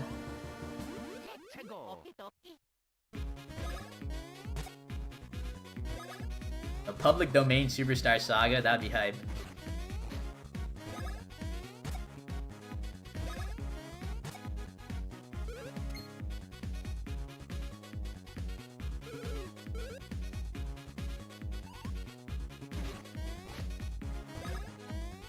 Yeah, once like Superstar Saga and all its characters become like public domain, I will go ahead and make the Popple and Rookie partners in crime video game.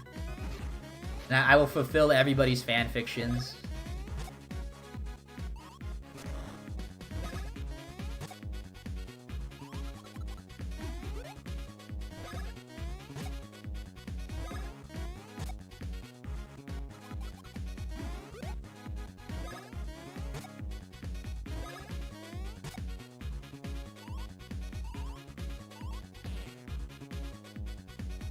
We need a Bowser solo game. Yeah, even Princess Peach got a solo game. But what would Bowser's game even be?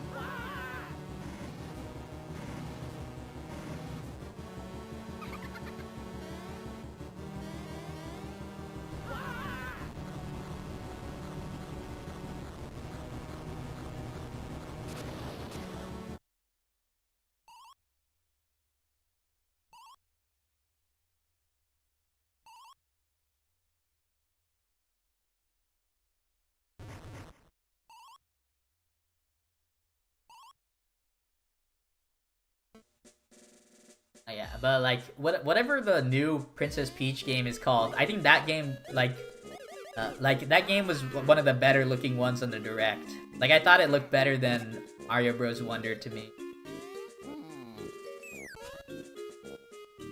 Why not just a Bowser RPG? I don't know if like that would. First off, I doubt they would ever make a Bowser RPG. Like, I think that it's more possible that they make an RPG where Bowser Jr. is the main character than Bowser. Oh yeah. Oh yeah. Like, the most I could see them doing with Bowser is like a Mario Odyssey-esque game. Like, you know, in the final section of Mario Odyssey where you get to control Bowser? Like, I could see Bowser being part of like a 3D platformer and that's how he controls. But I can't really see them making like a real story surrounding Bowser. Like the closest thing we had to that was Bowser's Inside Story, but that was still a Mario and Luigi game.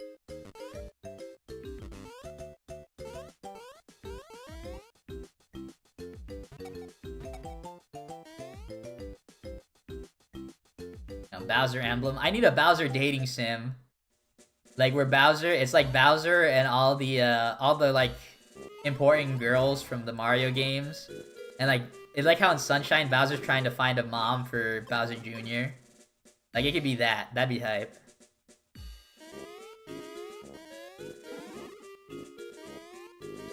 I'm surprised there's actually no Mario dating game. Like, not necessarily Mario. I think it'd be more interesting if you were Peach. Like, you were Princess Peach and you were trying to find, like, a new prince. Oh, get up there, Luigi.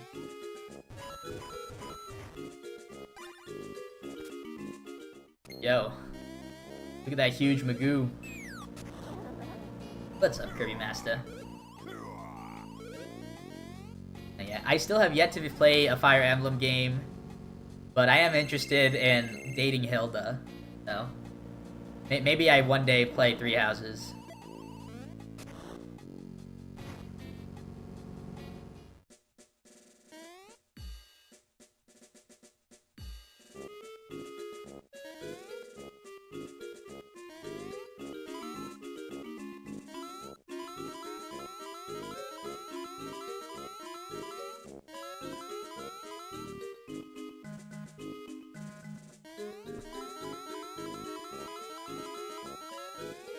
me missing the coin block, let's pretend we didn't see that.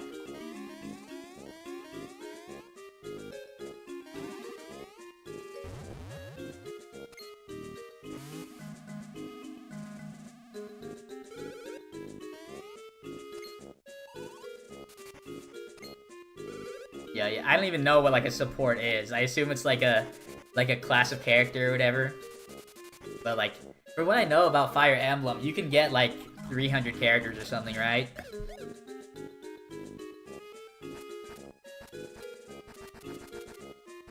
Like, the closest thing I've had to having that many characters, or closest game I've played to having that much characters slash customization, is probably Chrono Cross. Like, Chrono Cross, in order to collect every single thing, you would have to play multiple playthroughs. Like, the choices you make alter the gameplay a lot.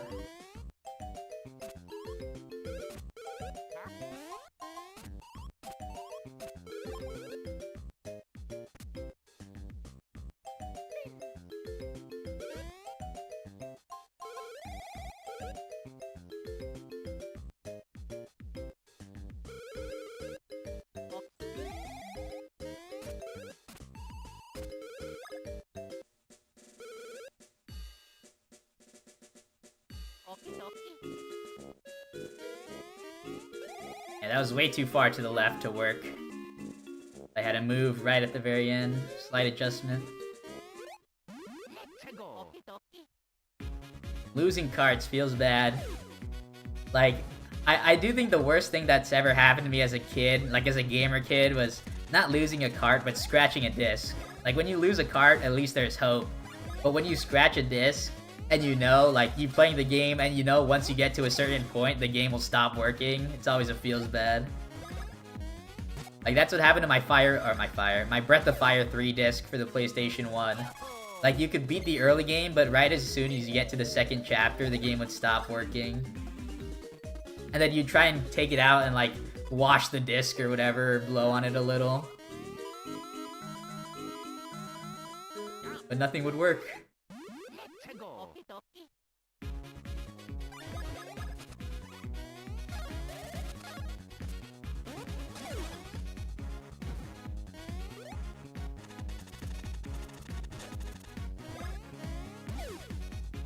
Yeah, at least when you lose the disc, though, like, it doesn't lose your save data, too. Cards, you gotta make a whole new game.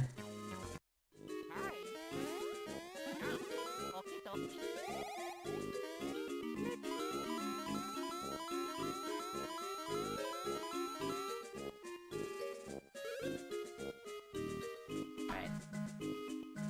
We gotta speed this up a little.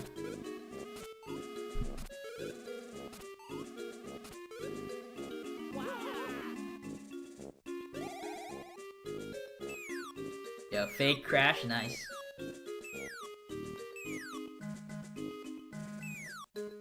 I think one of the first games I ever beat was Pokemon Red, like the original Pokemon game for the Game Boy. Not even the Game Boy Color, for the Game Boy. And I put so many hours into that game. Like, I had 100 hours.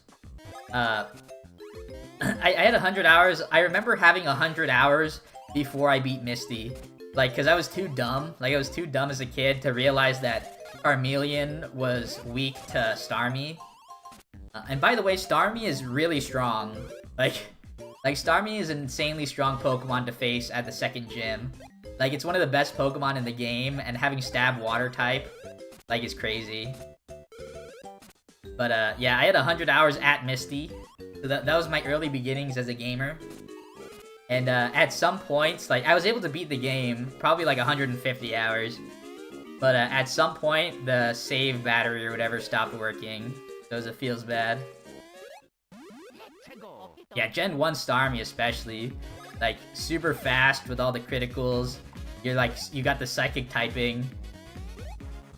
Like, crazy. But I was also just, like, a dumb kid. I was trying to, like, throw my Charmeleon that was level, like, 28 at her over and over again.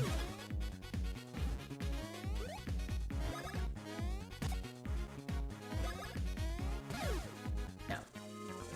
Oh, champion still. Feels bad. Double 2 and a double 1.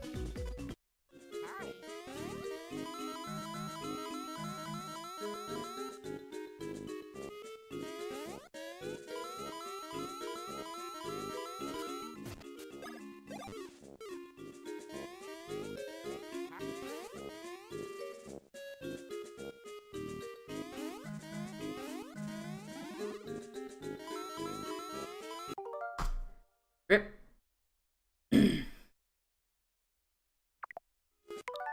I missed a coin, so the run was over. Yeah, I was trying to squeeze out as much time as I could, because I felt behind at that point. Like I was just like slowly bleeding time. So I tried to squeeze out like as much time as I could, and then I hit the coin block probably like a frame early.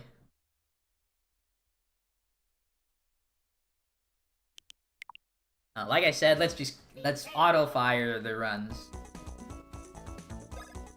Don't want to waste any time on this stream. We had a great run die.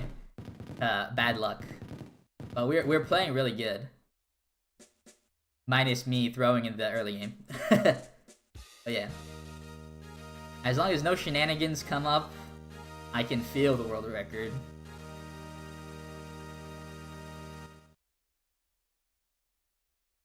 Yeah, turboing the resets on these.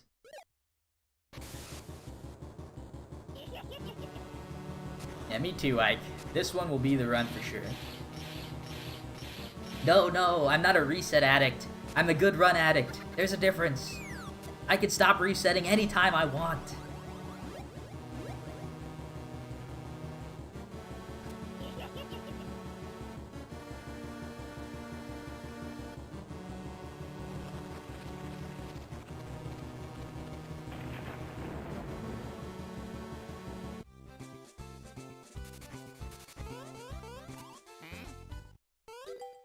Yeah, true. I'm probably like as close to being a Superstar Saga addict as you could possibly get. My dream is that like one day, like there's some like really cocky random person that's like, I'm the best player of this game ever, but they're just like some random casual, and then like they'll think that they know the most about Superstar Saga and they're the best player ever. And then I'll just like, the boss music will start playing and I'll walk through the door. And then I'll challenge them to a Superstar Saga off.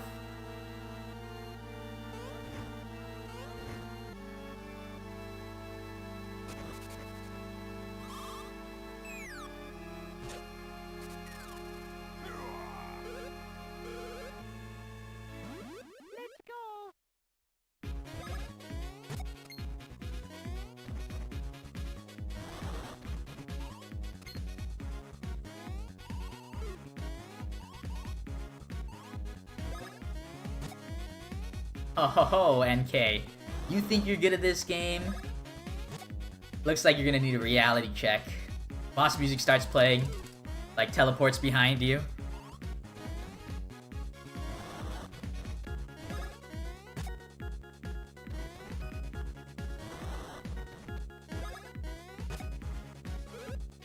Did I know there was coffee in this game? No, I didn't know that. Dude, maybe I have been dethroned as the best Mario and Luigi player ever.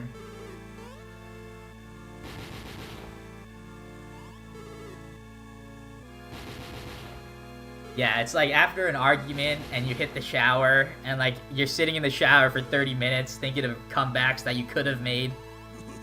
That's me, except preparing. I don't like look back at in retrospect. I prepare so that I can win the argument. Try one.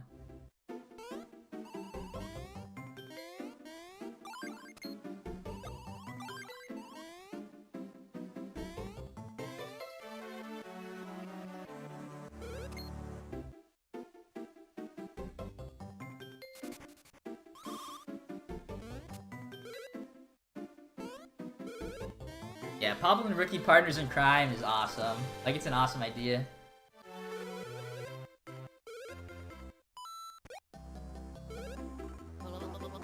Yeah, saw a YouTube short of a glitch explanation for the game and was expecting a crazy big YouTuber who did 10 minutes of research, but it was me. Yeah, true.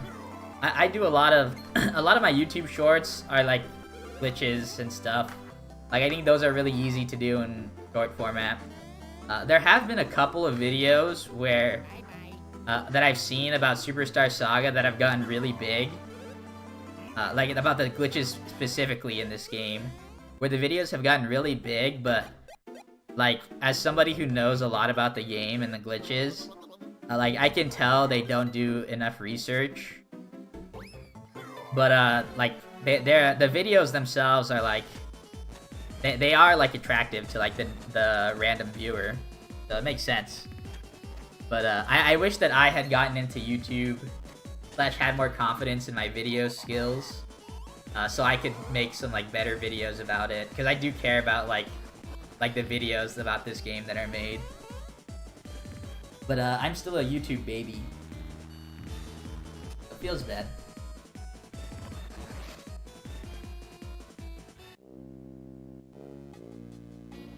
You like the glitch where you punch Luigi in his crotch for coins. That's actually not a glitch.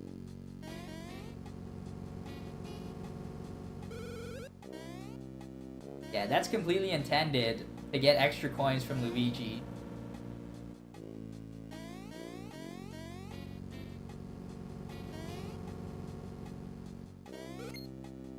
I mean, mine are definitely good, thank you. I mean, they're pretty good, but those are just shorts. I'm talking about, like, long-form videos.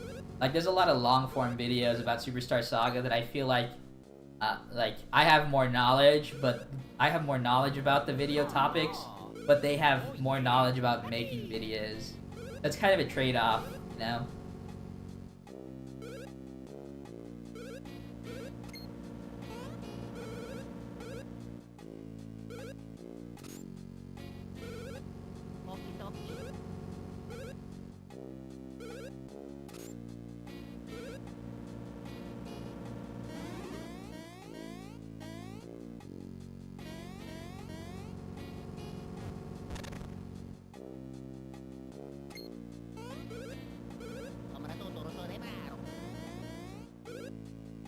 Yeah, born to make Superstar Saga videos, forced to do Superstar Saga speedruns. True. Well, the reason I'm, like, going hard on the speedruns currently is really because I was trying to get, like, the last month and a half, I've been trying to hit 100 streams. Like, I was really far behind in my 100 stream goal, so I was streaming almost every day for the past month. But, after that, I think my streaming will probably be, like, especially once I get the world record, my streaming will probably cut down to 3 streams a week, maybe. And then I'll spend a lot more of my free time trying to make videos.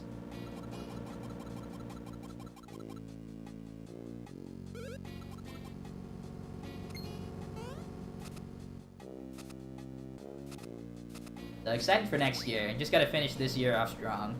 Hopefully one more video and one more world record.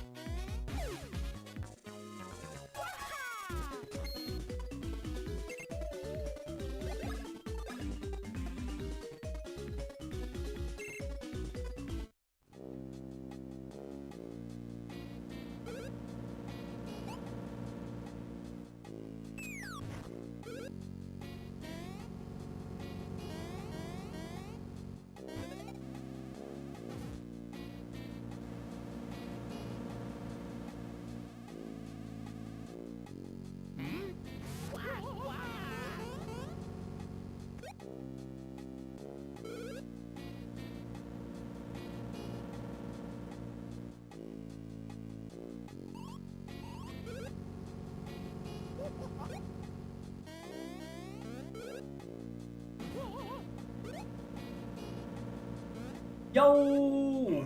What is up, Pig Belly? Welcome back to the stream after our Christmas break.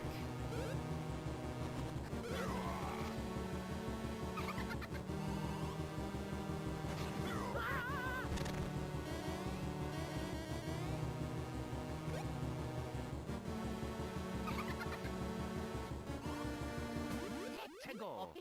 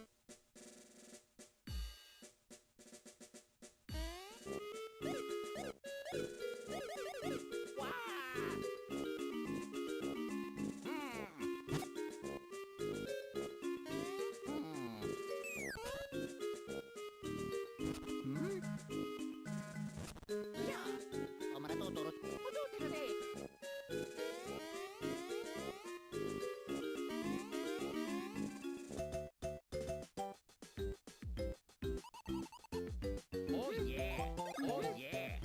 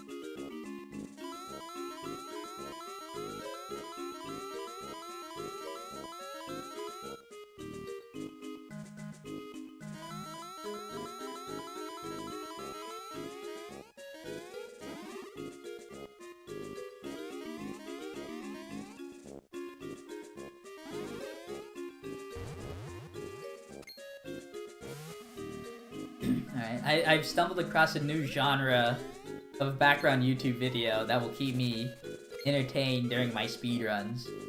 And that is horrible teenagers on Dr. Phil. I'm watching this one kid who wants to be a YouTuber and plays games for 17 hours a day. So basically, he's living my dream as a teenager. But except, the only difference between me and him is this kid is mean. So like, I would be nice when I do it.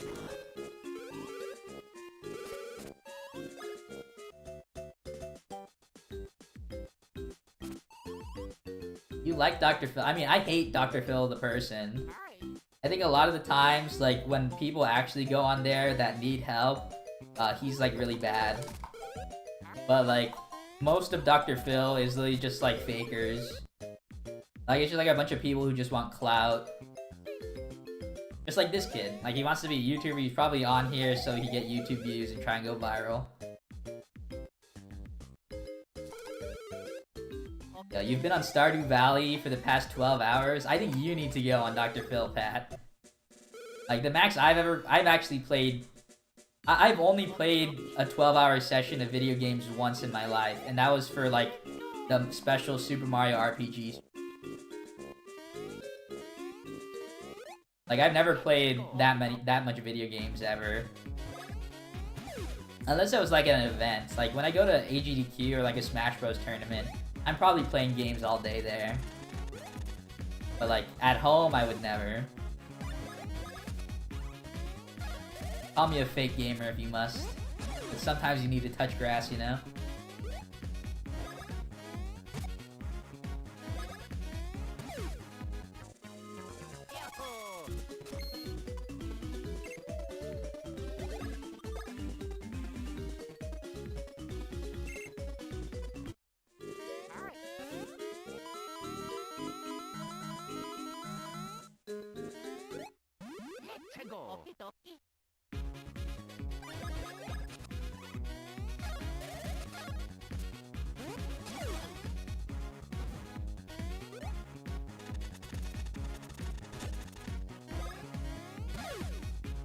Lucky hit. Let's get one on the cannon, Louis. Or on Polestar.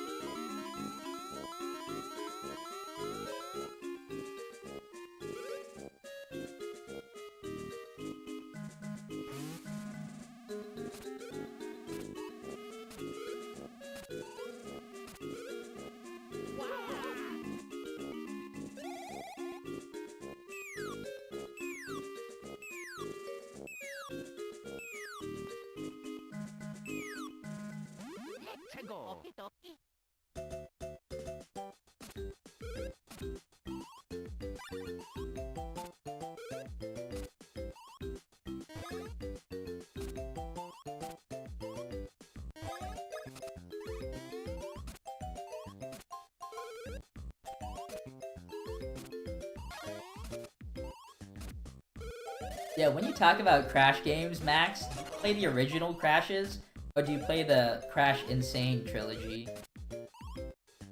Yeah, literally what I just asked, Ike. We're on the same page. We're on the same brain wavelength right now. Yeah, like, I wonder if... Like, I think if I were to ever play Crash 2 again, I would play it on the PlayStation. But, I'm wondering if the Insane trilogy kind of, like, just took over as the best way to play those games.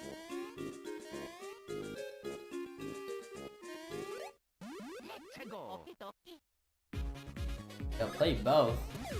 Are you doing like a comparison between the two games?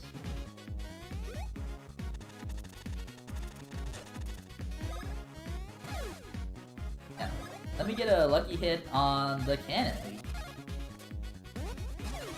Yeah, it feels bad. I do think the original has some charm to it, but like from what I've seen of the remakes, like it is like pretty much better.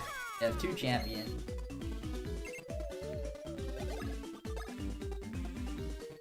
Nice too.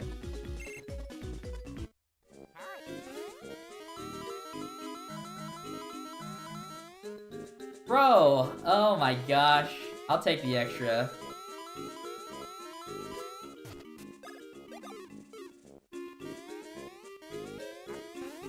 Yeah, I was trying to slow down because I missed the coin, but now I was going too slow and missed a coin.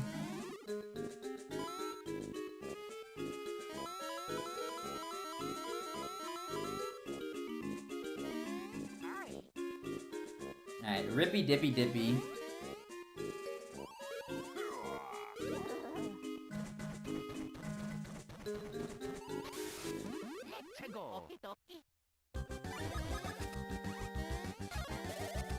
Alright, maybe I can get a lucky hit to bail me out or something. Or if I can get an extra mushroom, that could also bail me out later in the run.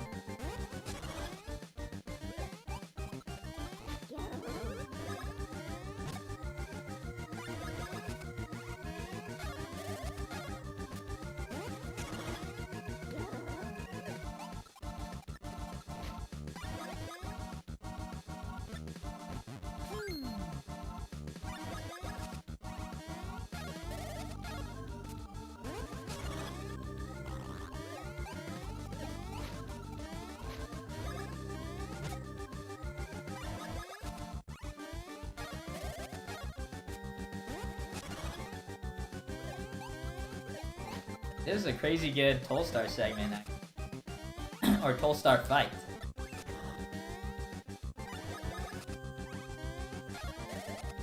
I think I'll still be under... I think I should still be under / around 2030, so I'll continue.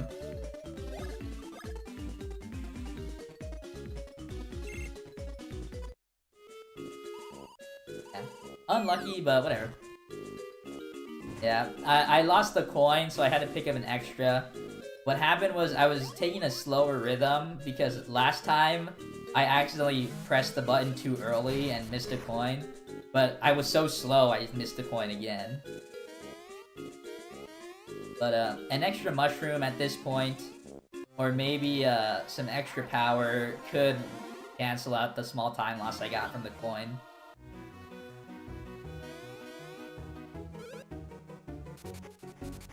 Yeah, I think I don't know enough about Crash 2, or Crash 3, excuse me, to compare the Insane Trilogy. But I will say that I like the original Crash 2 better than the remake.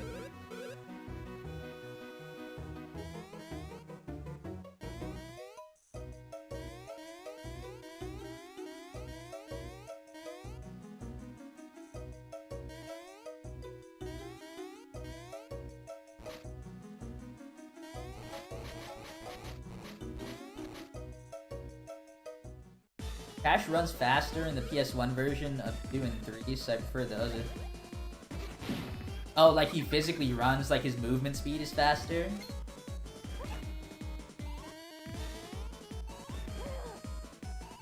I would prefer a much more linear structure. I did like Tears of the Kingdom, but my biggest problem with not having a linear structure is that I think the game gave me too many options to explore. Like, so many options, in fact, that I got bored. I got bored exploring before I ever finished the game. Like, I was trying to collect everything and, like, complete all the side quests. I got so bored doing it because there was too much to do. I think the game should do a better job at, like, giving you certain side quests as you go through. But, like, having everything open, like, as soon as you get there, like, it was too much for me, personally.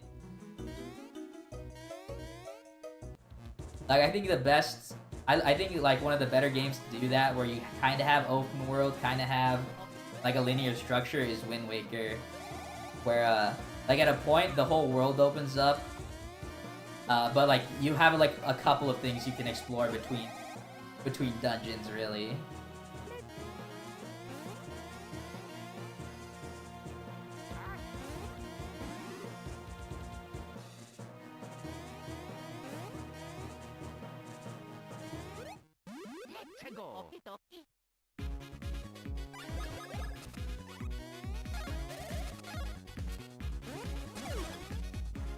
I don't actually watch Arlo, like, regularly. I think the only thing I've watched of Arlo is his, like, Paper Mario reaction stuff.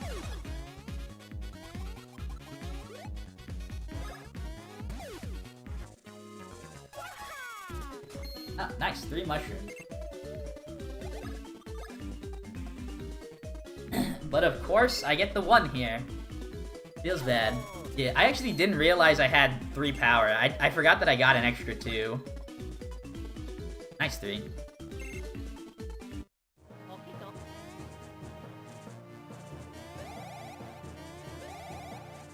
But unfortunately I got that 1, so... Even though I have the extra mushroom, it's not gonna help as much.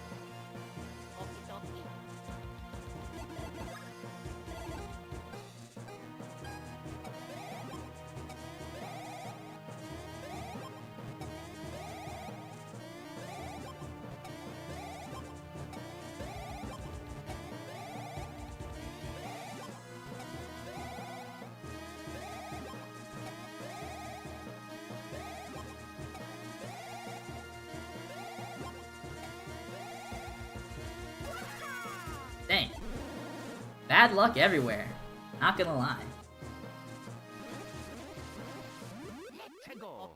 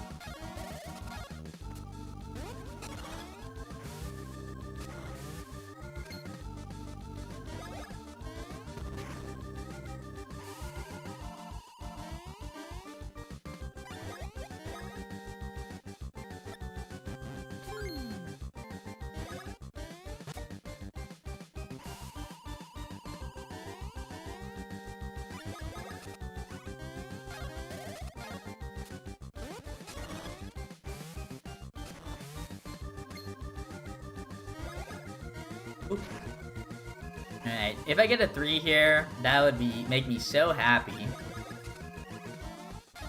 But if I get a 2, I'll continue.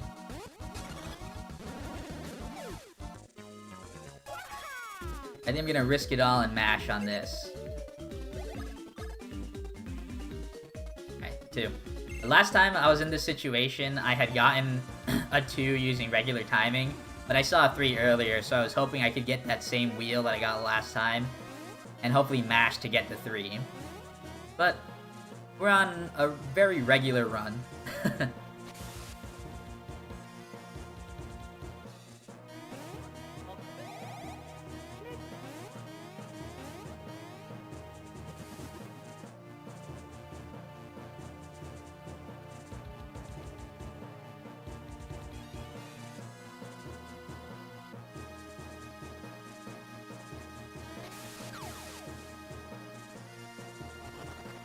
Yeah, Crash 1 pisses you off. I thought Crash 1 was your favorite.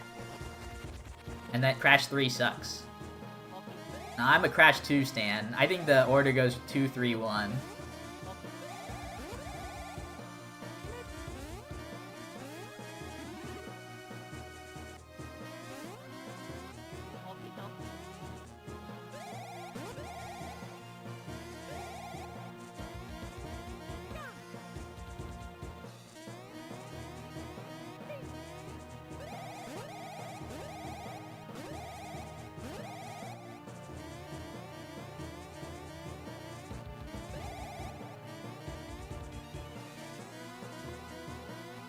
Alright, since I got 3 mushrooms earlier, I can skip those items and skip the tornado. So that saves a little bit of time.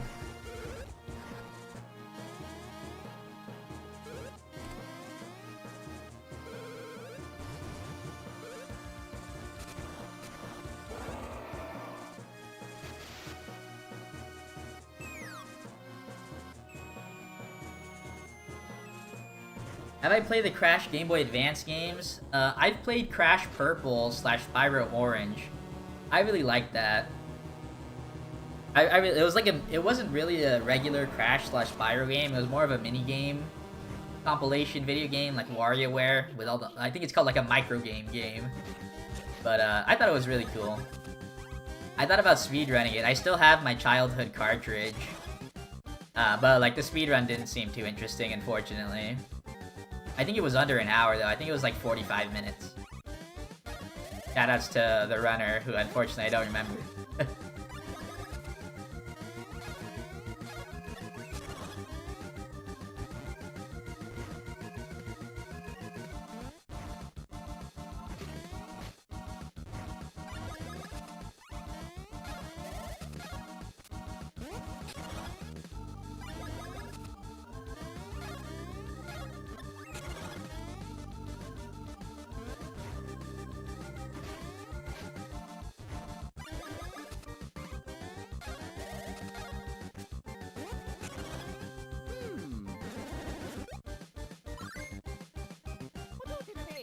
Oh yeah.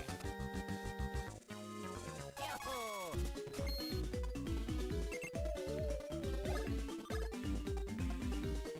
Nice too.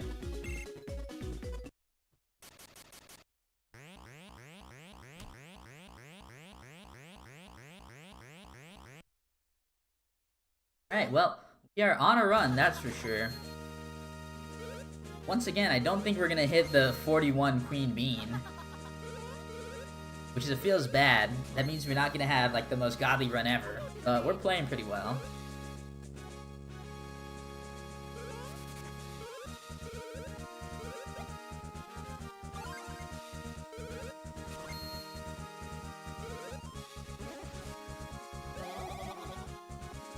You like the action command or the advanced command cutscenes? Yeah, they're pretty cool. Like, it must have been, like, the first time you see it, when you don't even know about advanced action commands, must have been so crazy. Like, you unlock some random secret. Like, that's really cool that they're added in the game. And I think they're only mentioned in, like, a few areas. Like, they can definitely stay secret throughout the entire game, too. Because they never tell you how to... They never, I think, physically, they never explicitly tell you how to pull off the advanced commands, too. You actually have to go in and try them for yourself. Crash 1 is too limited with controls for you to like it. Feels bad. I mean, it's understandable since it is the first game. Like, it's a game, like, the relationship between Crash 1 and Crash 2 is definitely one of, like, major improvements between releases. And I think a lot of games, especially when their series are starting out, that happens a lot. Like, look at Paper Mario 64 and Paper Mario Thousand Year Door. Like, 64 was great, like, by itself. But then Thousand Year Door came, like, blew everything out of the water.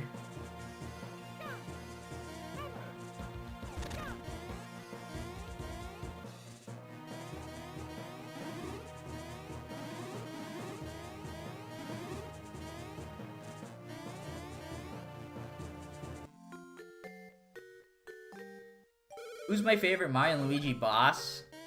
In terms of, like, gameplay, it's Kakaleta Soul, the final boss of this game.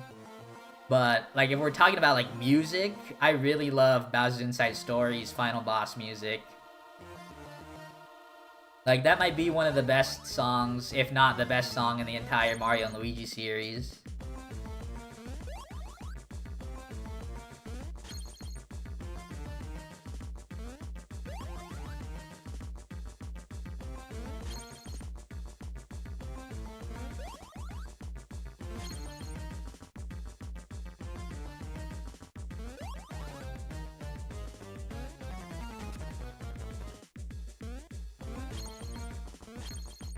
No Dreamy Bowser feels bad. I didn't like Dreamy Bowser as much as I feel like I should. I think the issue with Dreamy Bowser is that, like, you either have to be, like, really... The difference between Dreamy Bowser and Kakaleta for me, they're both very difficult boss fights. All their dodges are really difficult to dodge / counterattack. And, like, if you want to do it at a lower level than normal, you have to have a lot of knowledge on the fight. But my issue with that Dreamy Bowser is I think that the Dreamy Bowser fight kind of throws attacks at you that are not really meant to be dodged. Like, a lot of the timings are really dumb, and it throws like 5 or 6 attacks at you at a time. And I think that's a little bit unfair. So like, a lot of the times, like, in order to beat Dreamy Bowser, I'll resort to using the broken badge combinations. Like, I'll freeze time, and then defeat him in 2 hits. Or like, I'll like do triple damage on him. And like Oko him before he can get into his final cycles. But I think the problem with Dreamy Bowser, or I think my problem with all fights in the later games, is the Enrage, where they start getting mad at you and they start dealing more damage and attacking you 3-4 times a turn instead of just like once. Like, I really dislike that. And that's the same thing that happens with Elder Princess Shroob. Elder Princess Shroob and like the Bowser fights in Paper Jam as well. Yeah, Elder Princess Shroob is a slog, especially if you play on the English version. Specifically the North American English version, sorry. Where all the HP on every boss is like double the other versions. Like, Elder Princess Shroob has... I think Elder Princess Shroob in North America has 3,500 HP. Whereas in the other countries, it only has like 17 or 1,800.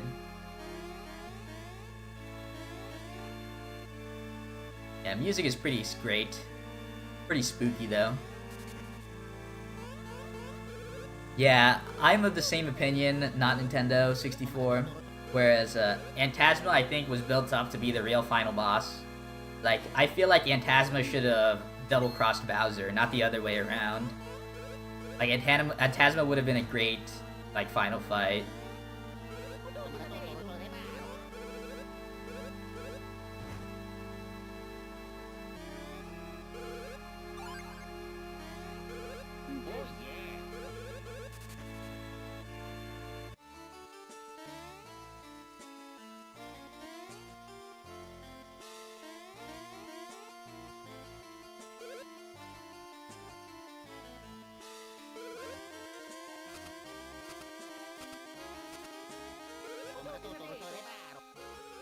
Have I ever liked the X variants? I mean, I wouldn't say like them. I don't think they're very different than the original versions of the boss fights. Like, they're just like a challenge thing, like a boss rush thing to me.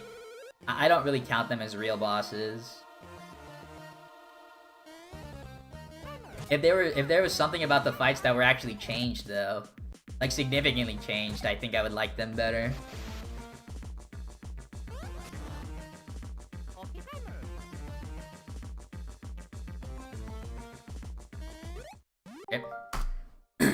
I knew I was behind, so I risked going. I risked going without waiting, and it just so happened the Superfly like went to the only spot that it could not have gone for me to get past. Yeah,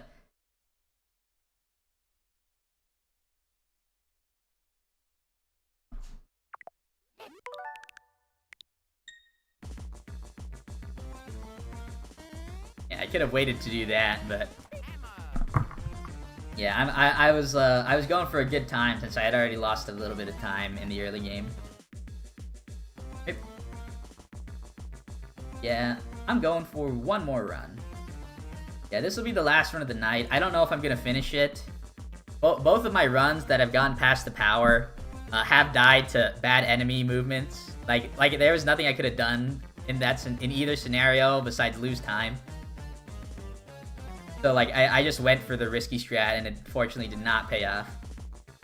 But I'll do one more run, and I don't think this one will finish. We'll just keep it going as long as I can.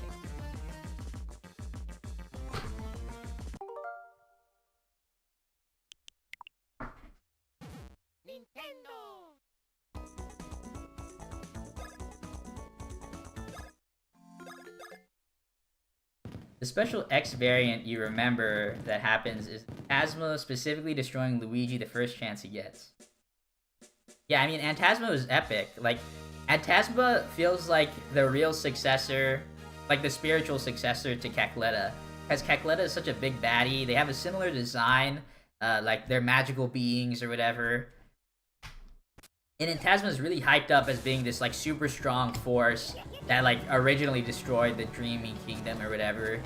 And then like Intasma just gets tossed aside.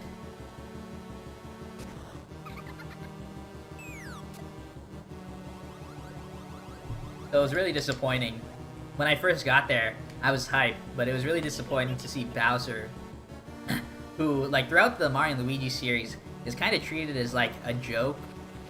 Not necessarily a joke, actually, but he's usually not treated as seriously as your other, like, enemies. Because, like, these are spin-off games. They don't need Bowser to be the big baddie. But starting in Dream Team, they made him the big baddie, which kind of sucked.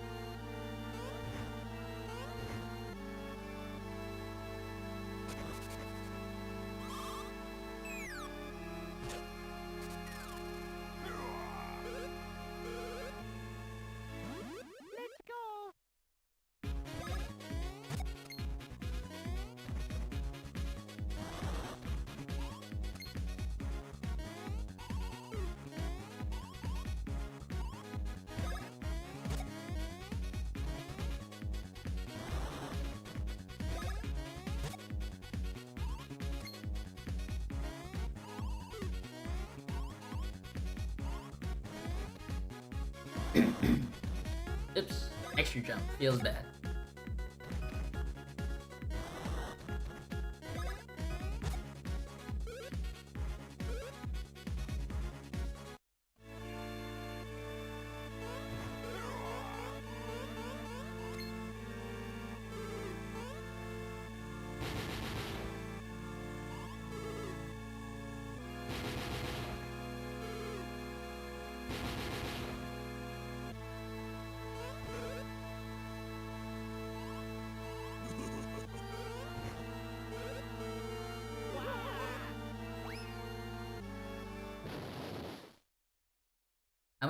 I wonder how Dream Team would have went if Luigi was never scared.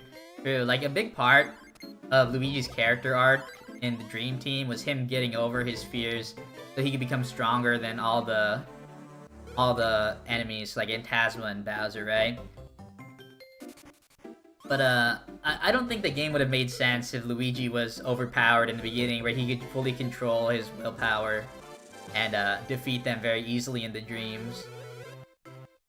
But if Luigi was OP, like if he was brave since the start, the game would have not been very long for sure.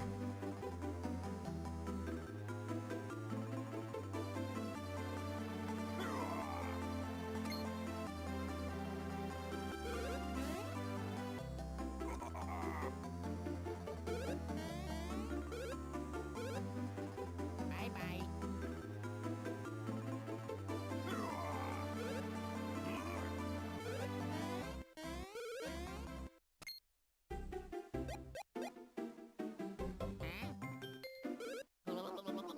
Well, I think the deal with Luigi not being able to dream up Mario is because the real Mario was in the dream already, so Luigi couldn't alter a dreamy version of Mario, you know?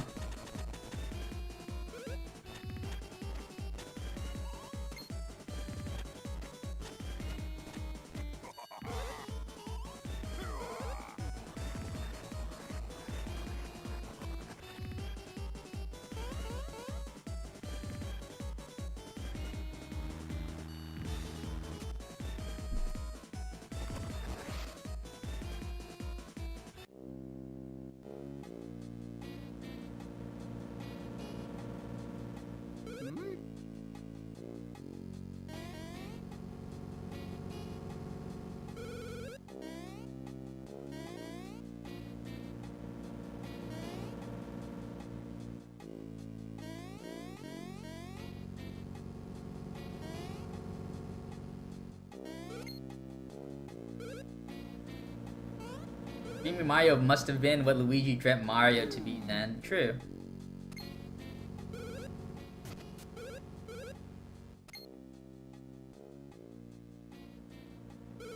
Yeah, the Dreamy Mario fight is actually kind of hard. Like, it's long. Like, I remember seeing, like, playing it, and I'm like, I'm only doing 2 damage. Am I really supposed to jump on this guy 100 times? And turns out, yes, you are just supposed to jump on him over and over again.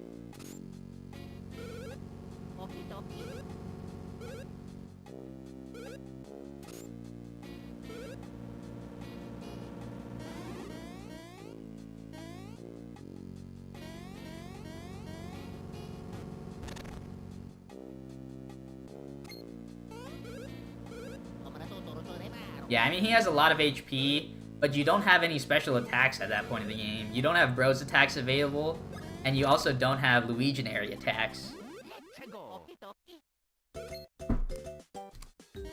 Apparently the optimal strat to beat him was to hit the clone beside him. Yeah, but who would ever, like, in their right mind, who would ever attack not the actual boss? Like, you're not gonna know that.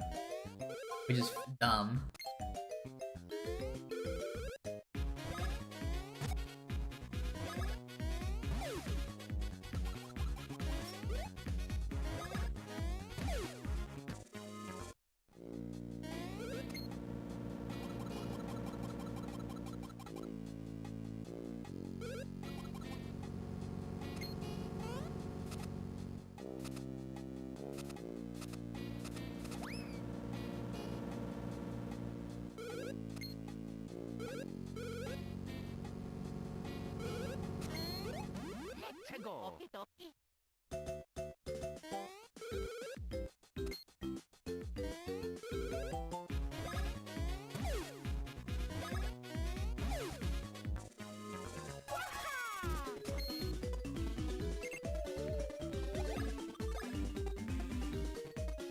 A 1?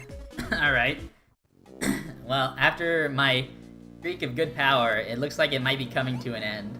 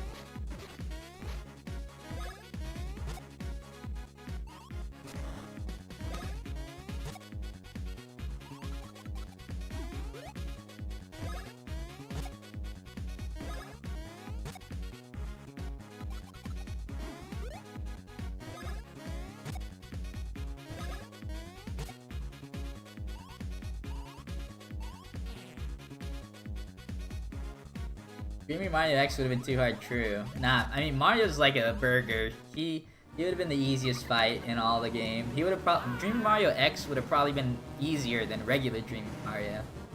Because he would have been so strong at that point. He would have been a freebie. One-turn KO.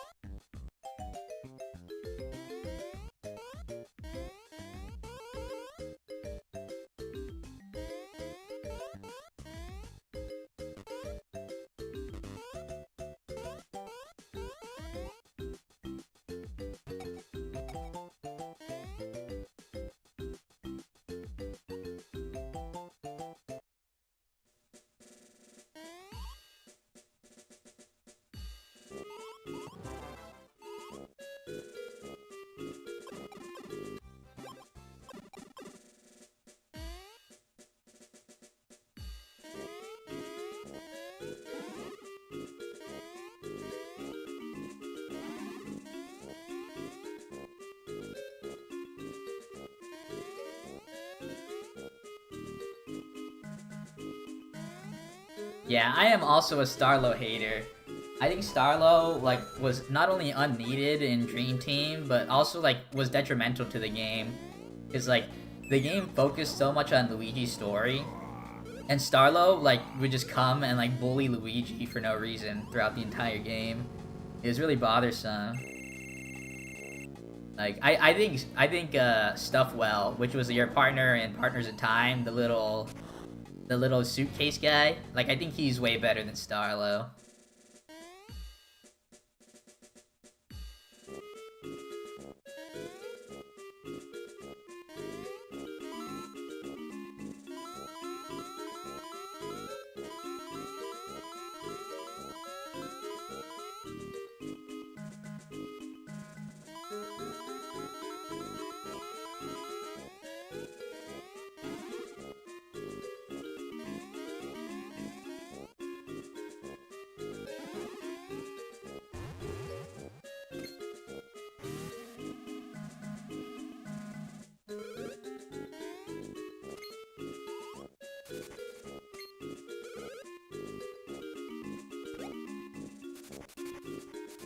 Yo, that would have been a crazy Easter egg if like if there was a throwback to Mario's face from 64 getting smushed.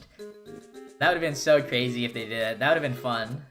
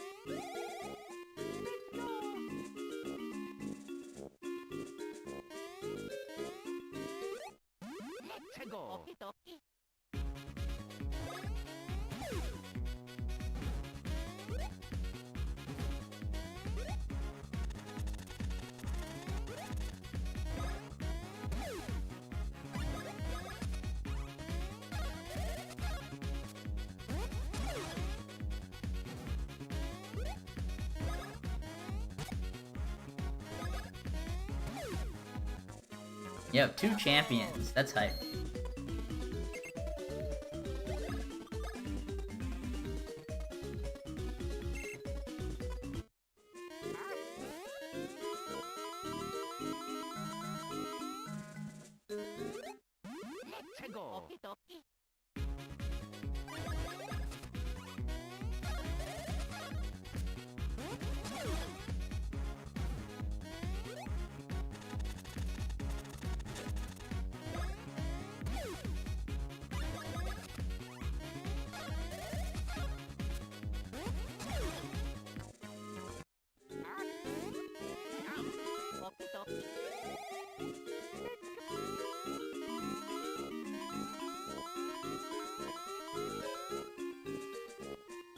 What's my favorite team member character?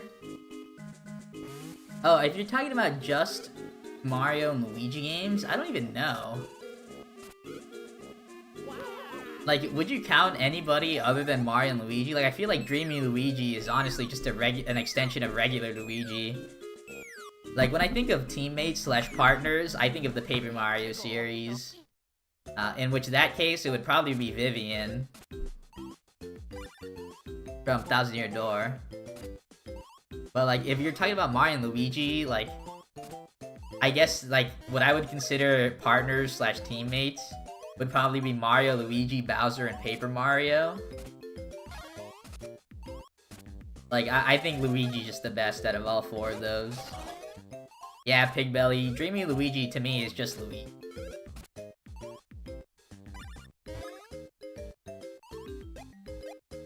You count like the 5 seconds of Popple being behind Mario. Yeah, I would definitely not count Popple. Yeah, I think this series probably isn't the greatest one to talk about partners slash party members. I think Paper Mario is where it's at for party members. And there, I'm definitely going Vivian all day. Let's go.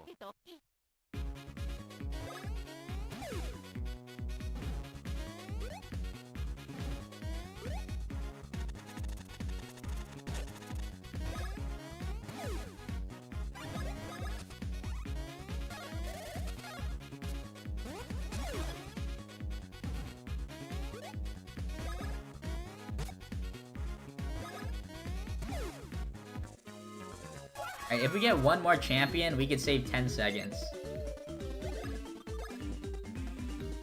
Nah, that 3 would have been so clutch.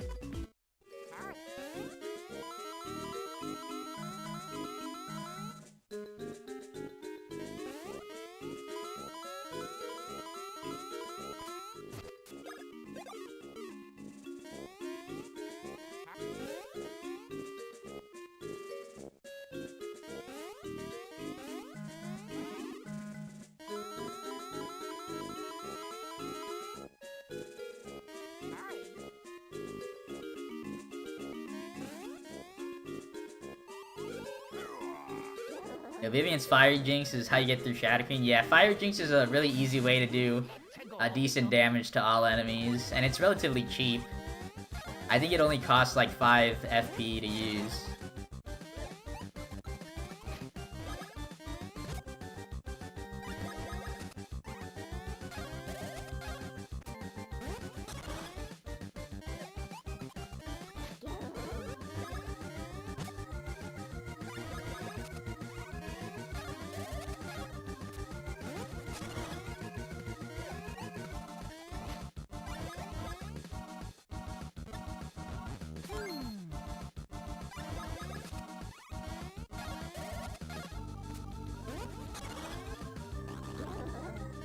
I guess again, nerd at 6, rip.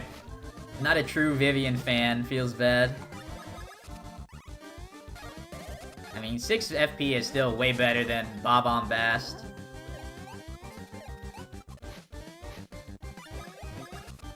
Which is like 9 FP, I think.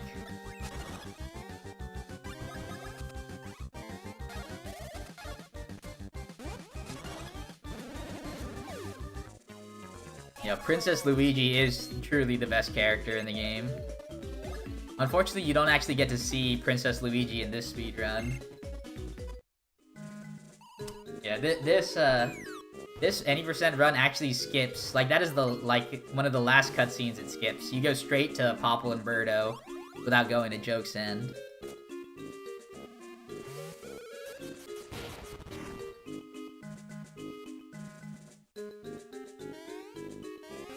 Dang, swagless run. Feels bad.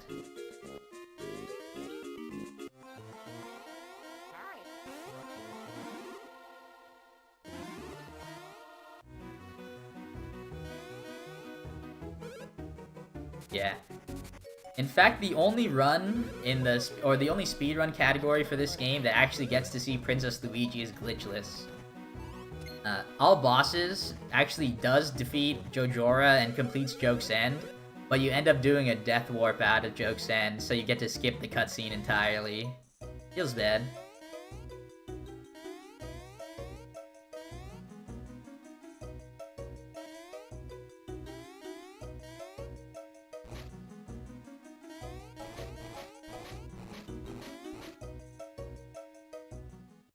I wonder how the game handles Toad or Princess Luigi being out of their boundaries. Well, I think technically...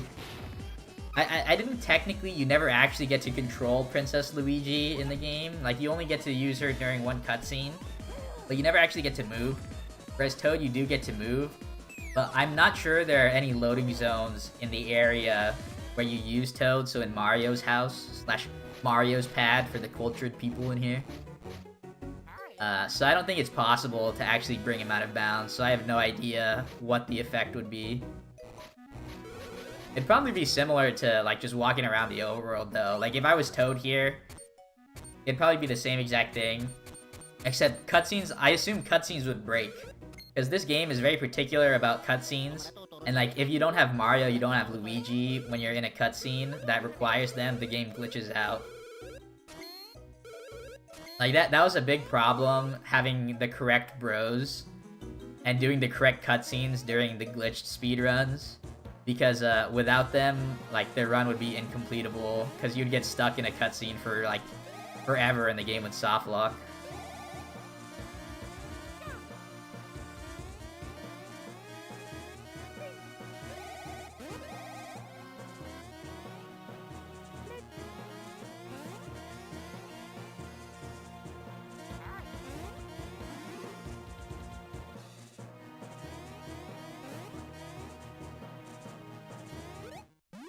Let's go.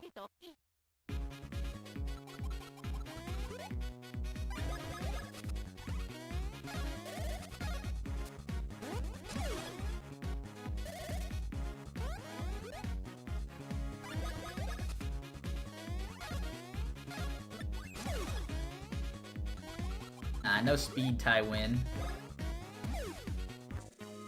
And no extra mushroom, so we're gonna settle for a 5-second time save. Oh no, that's really bad. Getting the 1. 2 1s so far. It means I require getting a 3. Another one. I require getting a 3 on the next level up.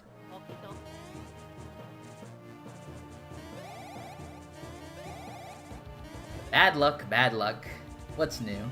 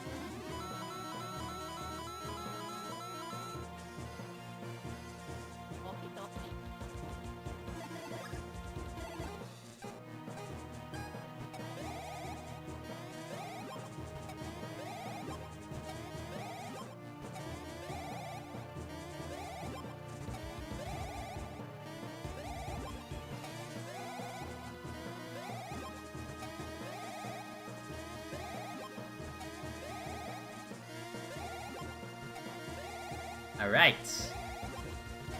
Oh my gosh. That was a really unlucky minigame. I think I only got 2 close spirits. Let's go.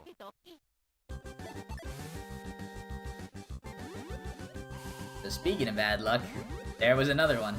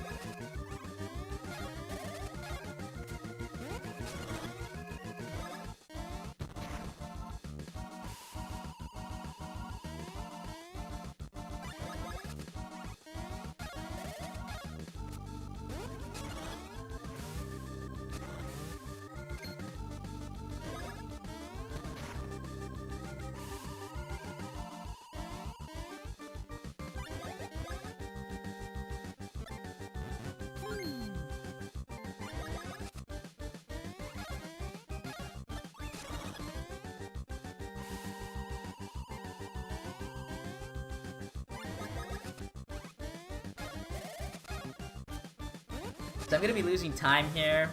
Normally normally Mario will kill, like on the last turn, but Luigi had to do an extra attack.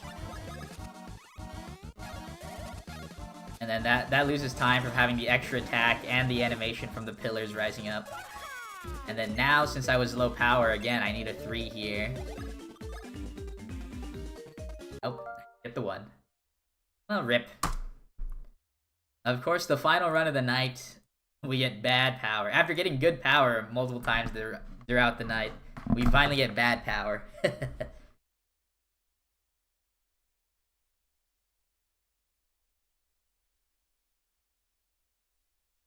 Is Princess Luigi not playable in the Game Boy Advance version? No, I don't think so. I think right away you change out of the princess costume as Luigi. What's my favorite version of both bros from the RPGs? If you're talking about like Mario and Luigi, it's probably Superstar Saga. Like Superstar Saga is my favorite game in general. Like when it comes to the Mario and Luigi games. So like, of course, what something that plays into it is Mario and Luigi themselves. But yeah. Yeah, I don't remember the 3DS version. I only played it on release, and then a little bit of experimentation for the speed run.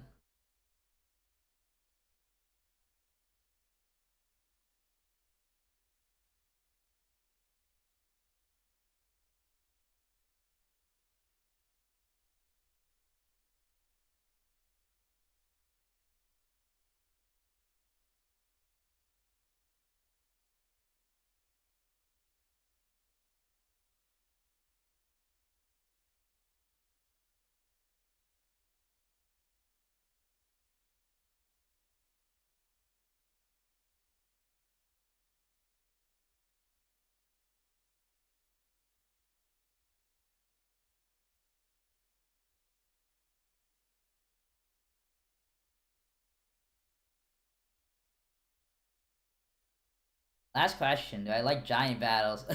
No. Sorry, I was like quiet right there. I was literally just watching my YouTube video. I forgot I was like streaming. Do I like giant battles? Not really. I think the Bowser's Inside Story ones are fine, but they are missing something. Like, I don't know how to like talk about it, but they're missing something that makes me like them. And then the ones in Dream Team, I think they're objectively probably better as battles, but they're way too long. Like they're more complex and there's more to do. But like they're like a little more annoying to counterattack during, and they're way too long, so I don't like them as much.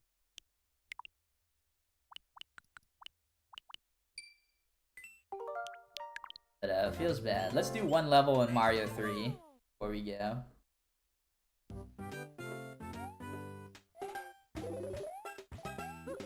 Just what I needed.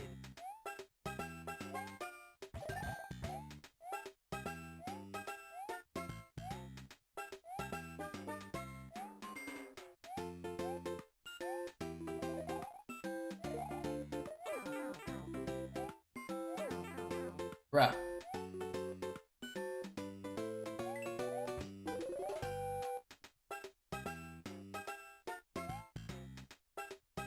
Here I go.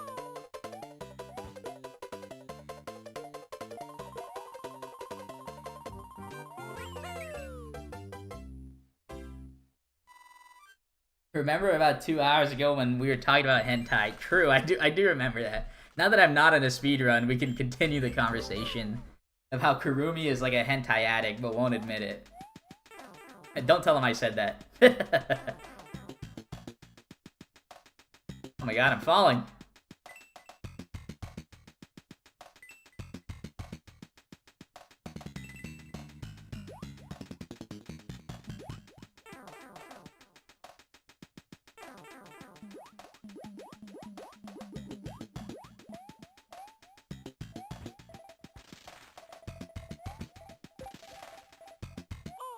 Ouch.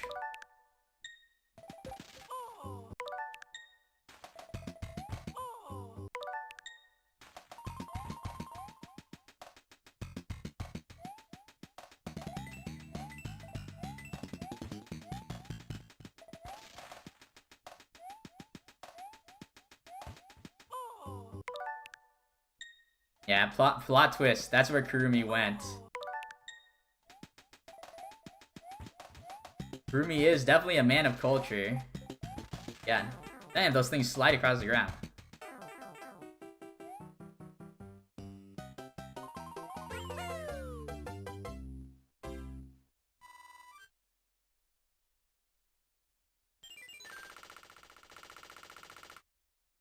Let's go.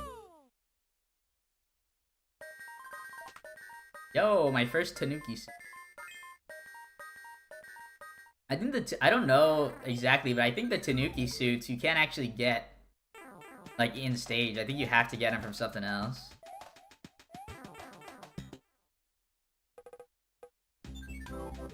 Oops.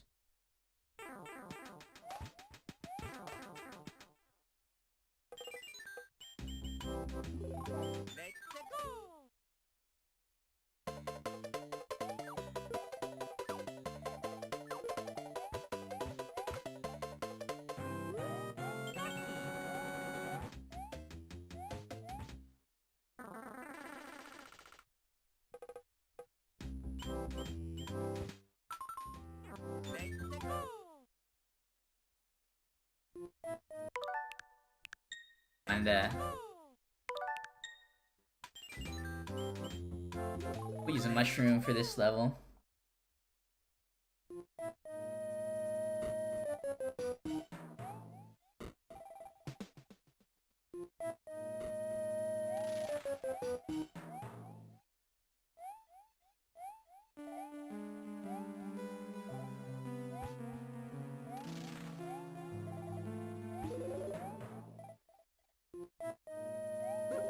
Just what I needed.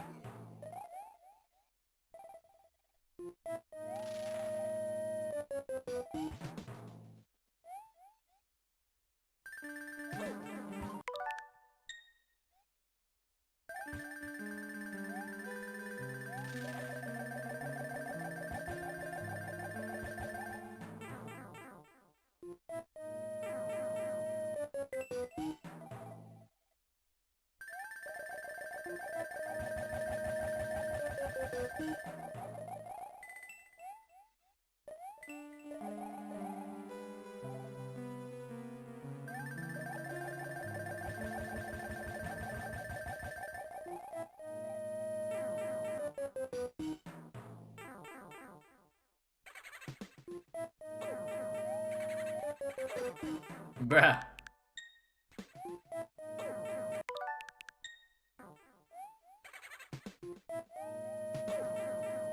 No.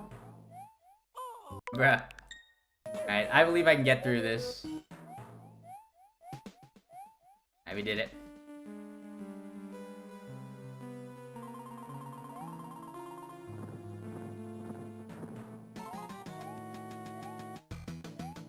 Come here, boom boom.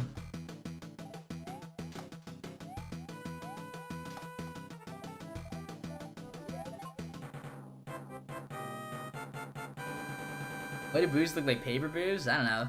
These are like the OG boos, right? Or is there boos in Mario 1?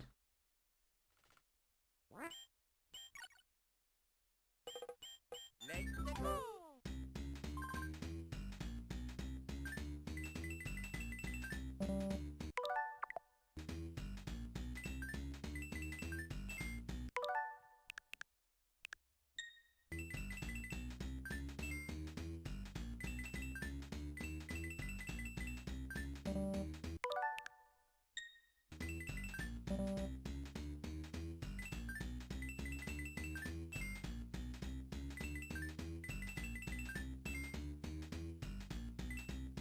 All the cherry boys eat cherries and stay cherry.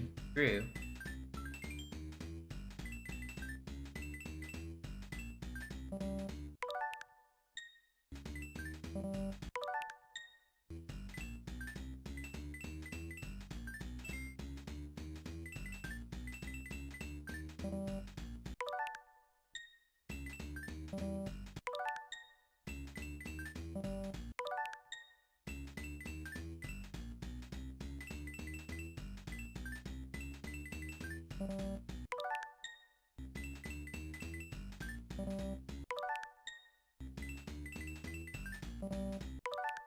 Damn, I really checked everyone except that one.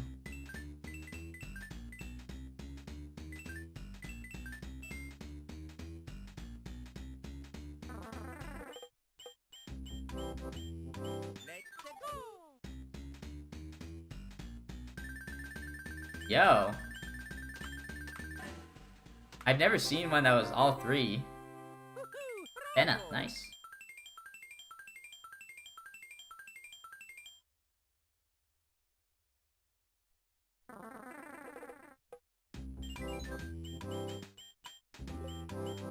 Let's go.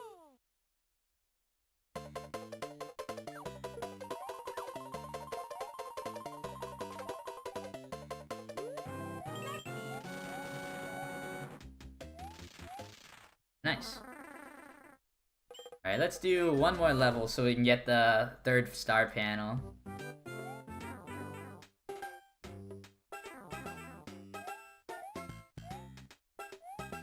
Oh shoot! The Karibo. No!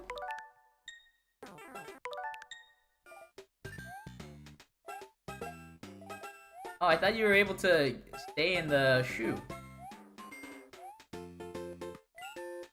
There we go. Yeah, buddy.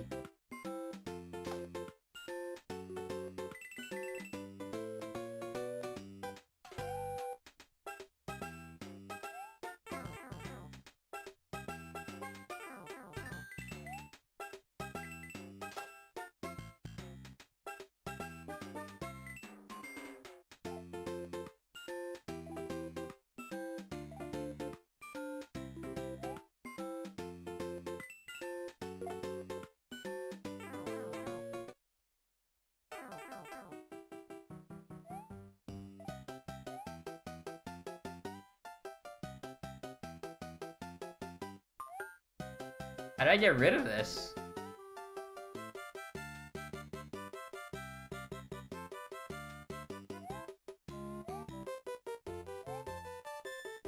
Alright, we're going manual on this one. Rip.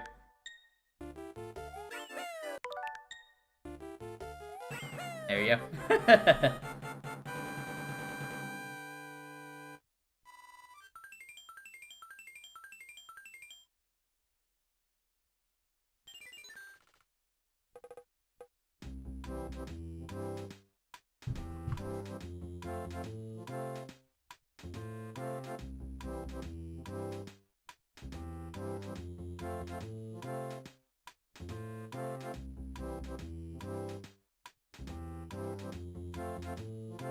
Alright, well, my fellow cherry boys and shoe boys, I think that's gonna be it for tonight's stream.